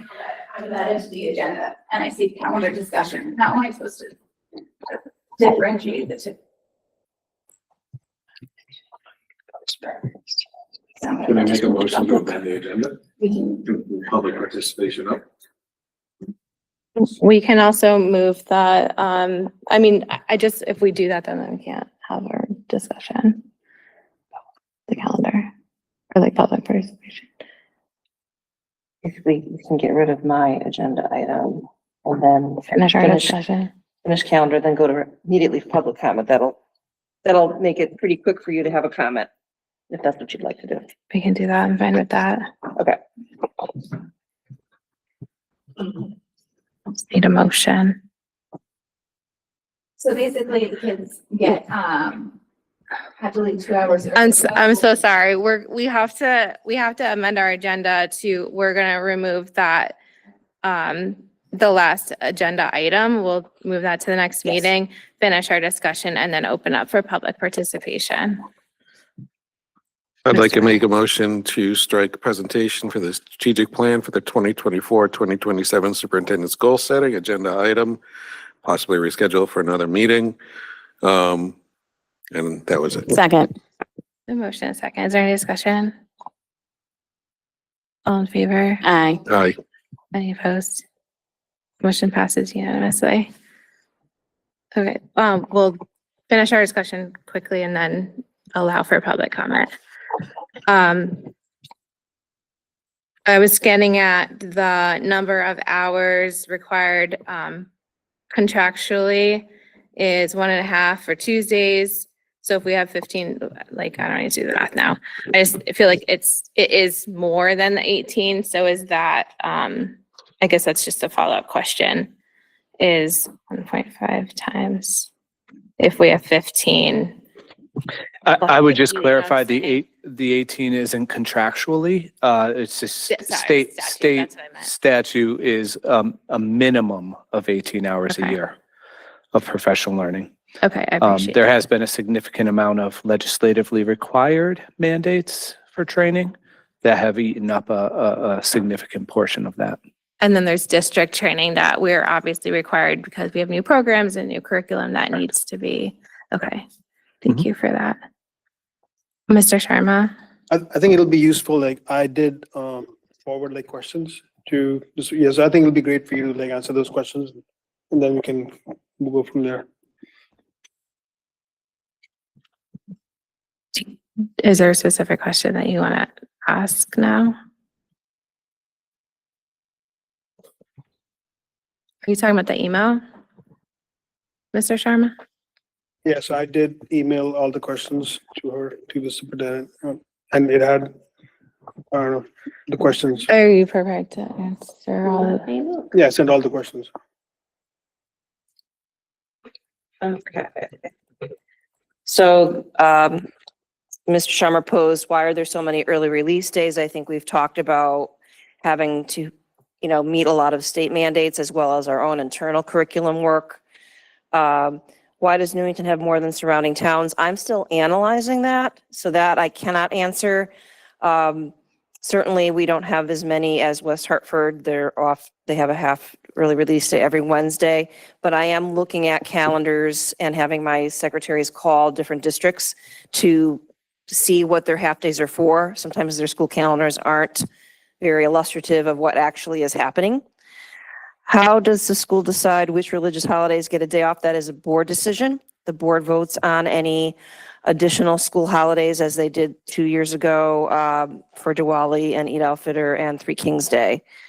There's not a minimum percentage that must be celebrated. It's really a board decision. And I am analyzing that as well. I'm looking at what other districts celebrate. Some have Veterans Day off, some don't. Some celebrate or have Diwali off, some don't. So there's a lot of variation among districts, a tremendous amount of variation on that. Though Diwali has just been made a state holiday as well. And would allowing a small percentage of excused days off be better than losing class time for everyone? That's something that the board did consider several years ago. But we heard from students that if they're missing school to do a holiday that they celebrate, they're feeling that they're missing out and that they're not getting the instruction. Obviously, they're excused. Kids who take a religious holiday certainly can have an excused absence. That's not the question. The question is how they're missing out on that. So missing out on what's happening in the class when they're not there. So again, those were things the board took up 3 years ago when they added some holidays. Some of them are kind of becoming mandatory anyway. Others are not. So those are things that the board can revisit if they so choose. And we did recently, actually, it must have been at the end of last school year, there was a request to add another holiday. And we, given the timing of it, which was towards the end of the school year where things are really busy in general, we did make a decision as a board to not add the holiday and add it to the list of obviously excused absence days. I just want to clarify, like, these questions were emailed to me and then by a parent, and I just emailed them to Maureen, so, right. Yes, thank I you. think we all, oh, you didn't get an email. Did that anyone, Ms. Carr? Just so I understand. So the Tuesdays that our early release for professional learning, that's based on the contracts we have, correct? No, it was a board decision to implement early release Tuesdays to improve teaching and learning in Newington about a decade ago. Just a thought, I don't know how everyone feels about this, but maybe combining the early releases, so it's just an additional day off per month, and then putting that near the holidays. Like, for example, I'm looking at the 2026 to 2027 school calendar. So you have Monday, October 12th off, and you have an early release on the 6th and the 27th, combining those. So then it's just the 13th off or something like that. So it's just an extended weekend and it's one day instead of an additional 2 per month.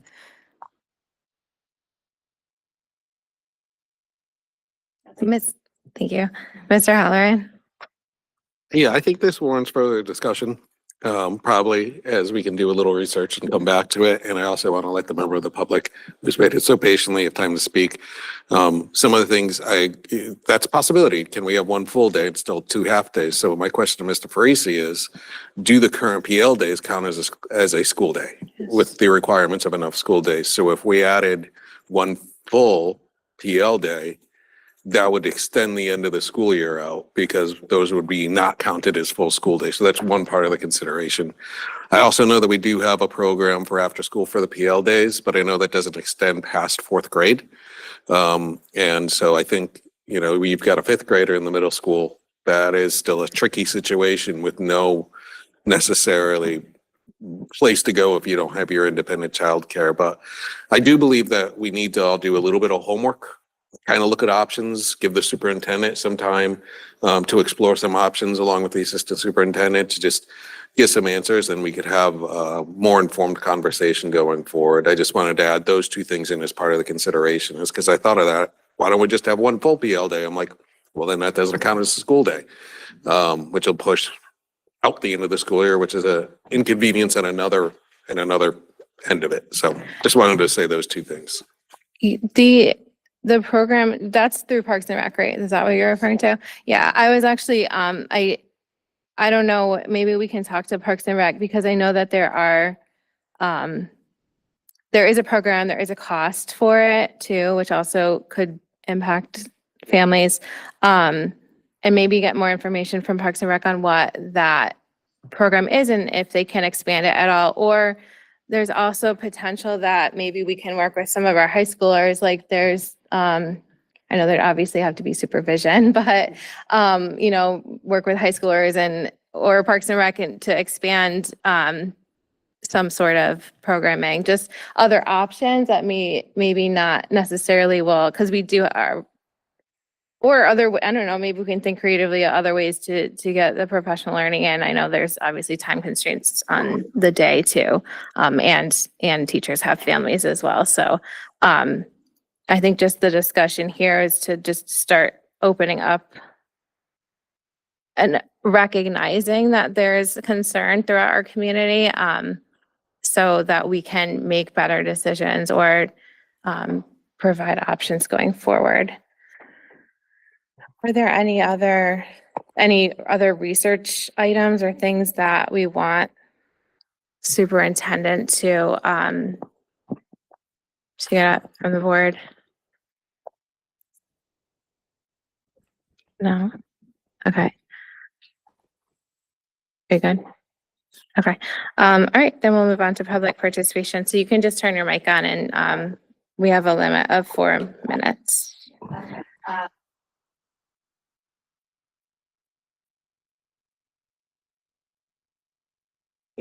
Okay.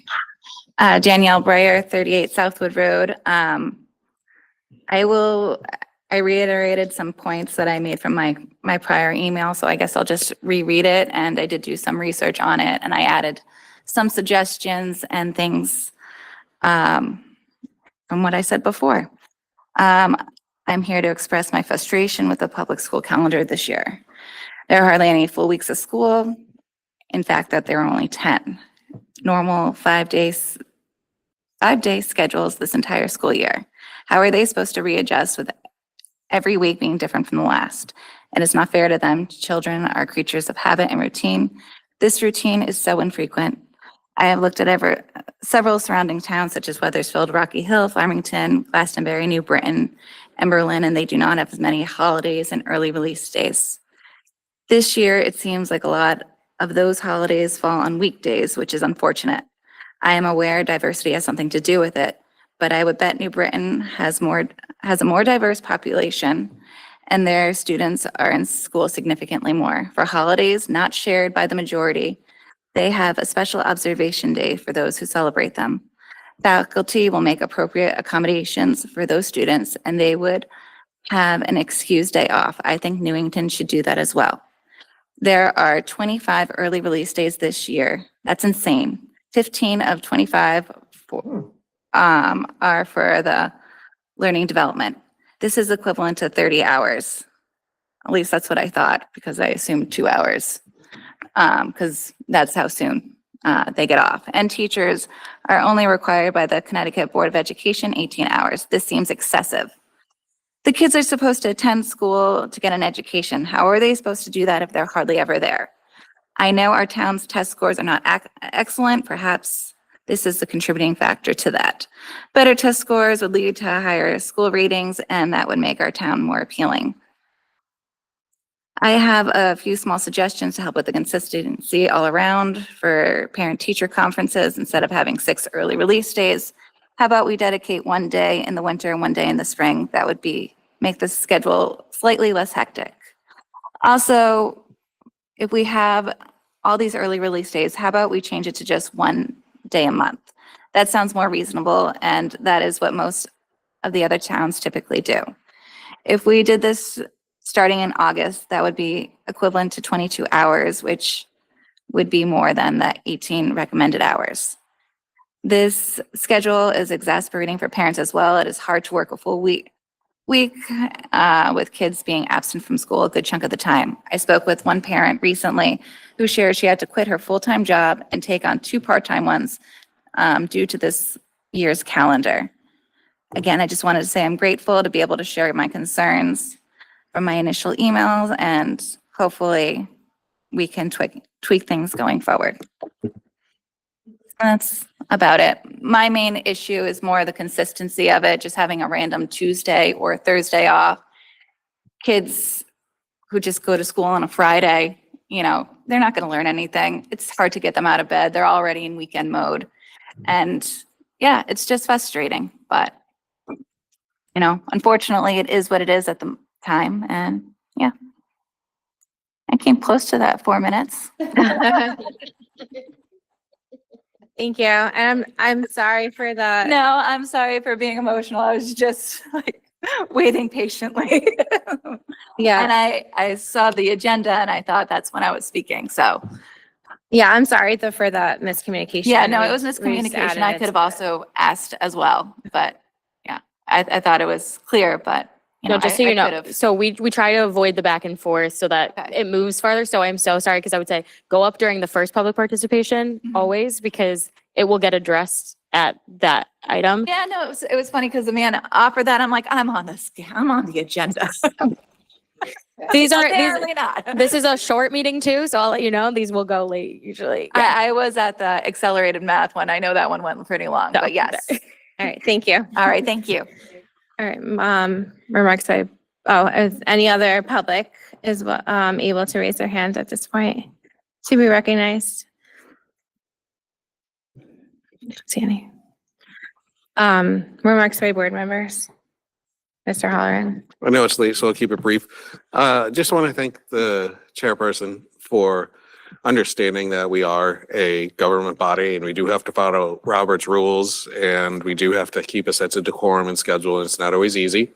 But we also have to do that to remain consistent and to make sure that we are setting a correct precedent going forward. So just to thank you for making sure that the ship is sailing in the right direction and we're following the rules. Ms. Weaver. I just wanted to add on to the PTO one. I had a lovely 2-hour conversation after our PTO ended at Patterson. Just kind of hearing from parents, some that even worked in the district, just to hear always open up with, you can vent to me about things. And that opened the floodgates. Everyone was like, we're done at 7:40. That was not the case. I got home at 10 o'clock the other night, but it was really, really great just to hear from parents. I think many are looking for a forum outside of this board table. I think obviously, keeping with Robert's rules, it's harder to have like that back and forth and that candid conversation. And that candid conversation leads to 10 other different things, and it becomes a 2-hour conversation quite easily.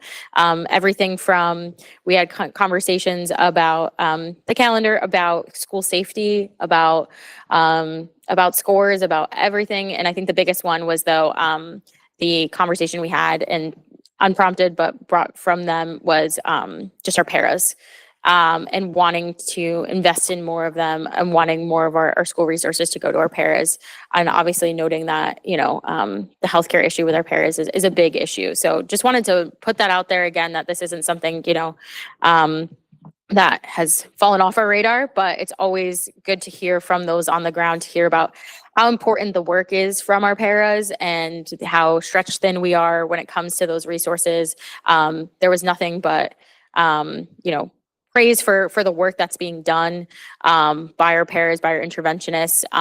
There was a lot of love in the room for that, and then a lot of ire for making sure that we fund those more. So just wanted to put that in, out there. Lastly, just want to thank my policy committee. I will be traveling for work next week, so this is my last in person. I will be online. I absolutely hate that. This is like the worst season between weddings and work. No one invite me to any more weddings or anything like that. I'm so sorry for my availability.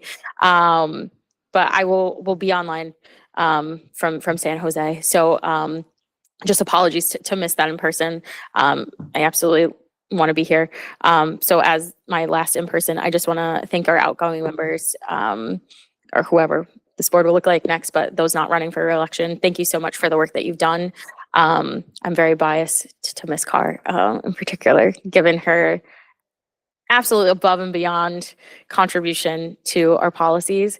I have noted that we should put BC by a couple of our policies, just because, no, truly just like the verbiage she comes up with is incredible. I think it's actually quite beautiful. It's an art form. It's a skill that I hope many of our students can copy. So I just want to say thank you so much in person, because I really adore the work that you do and what you bring. And thank you, Tony, as well. I'm just biased to my policy queen here. So sorry to keep that running, but it must be said for the record that our policies will forever have the stamp of the Brittany Carr approval. Yeah, she's coming Okay, back. good. Okay, yeah. So, but I just want to say, like, these past couple months and year has been truly a wonderful experience to need through some of these things and things that I would never think of. So you've made me a better writer, and I think you've made our policies just incredible. Mary, you're cool too, but whatever.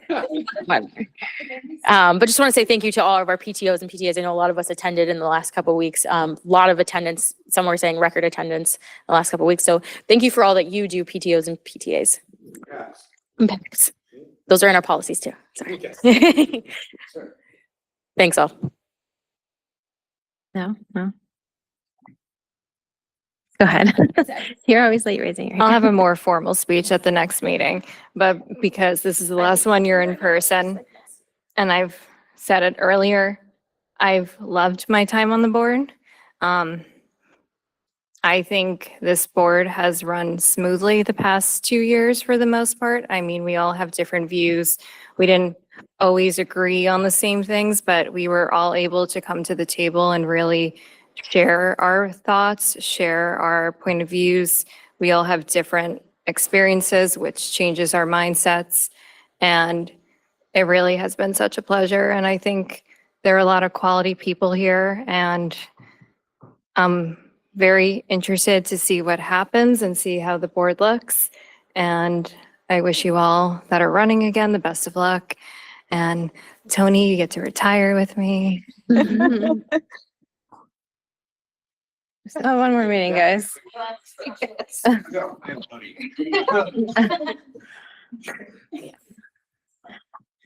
Anyone else?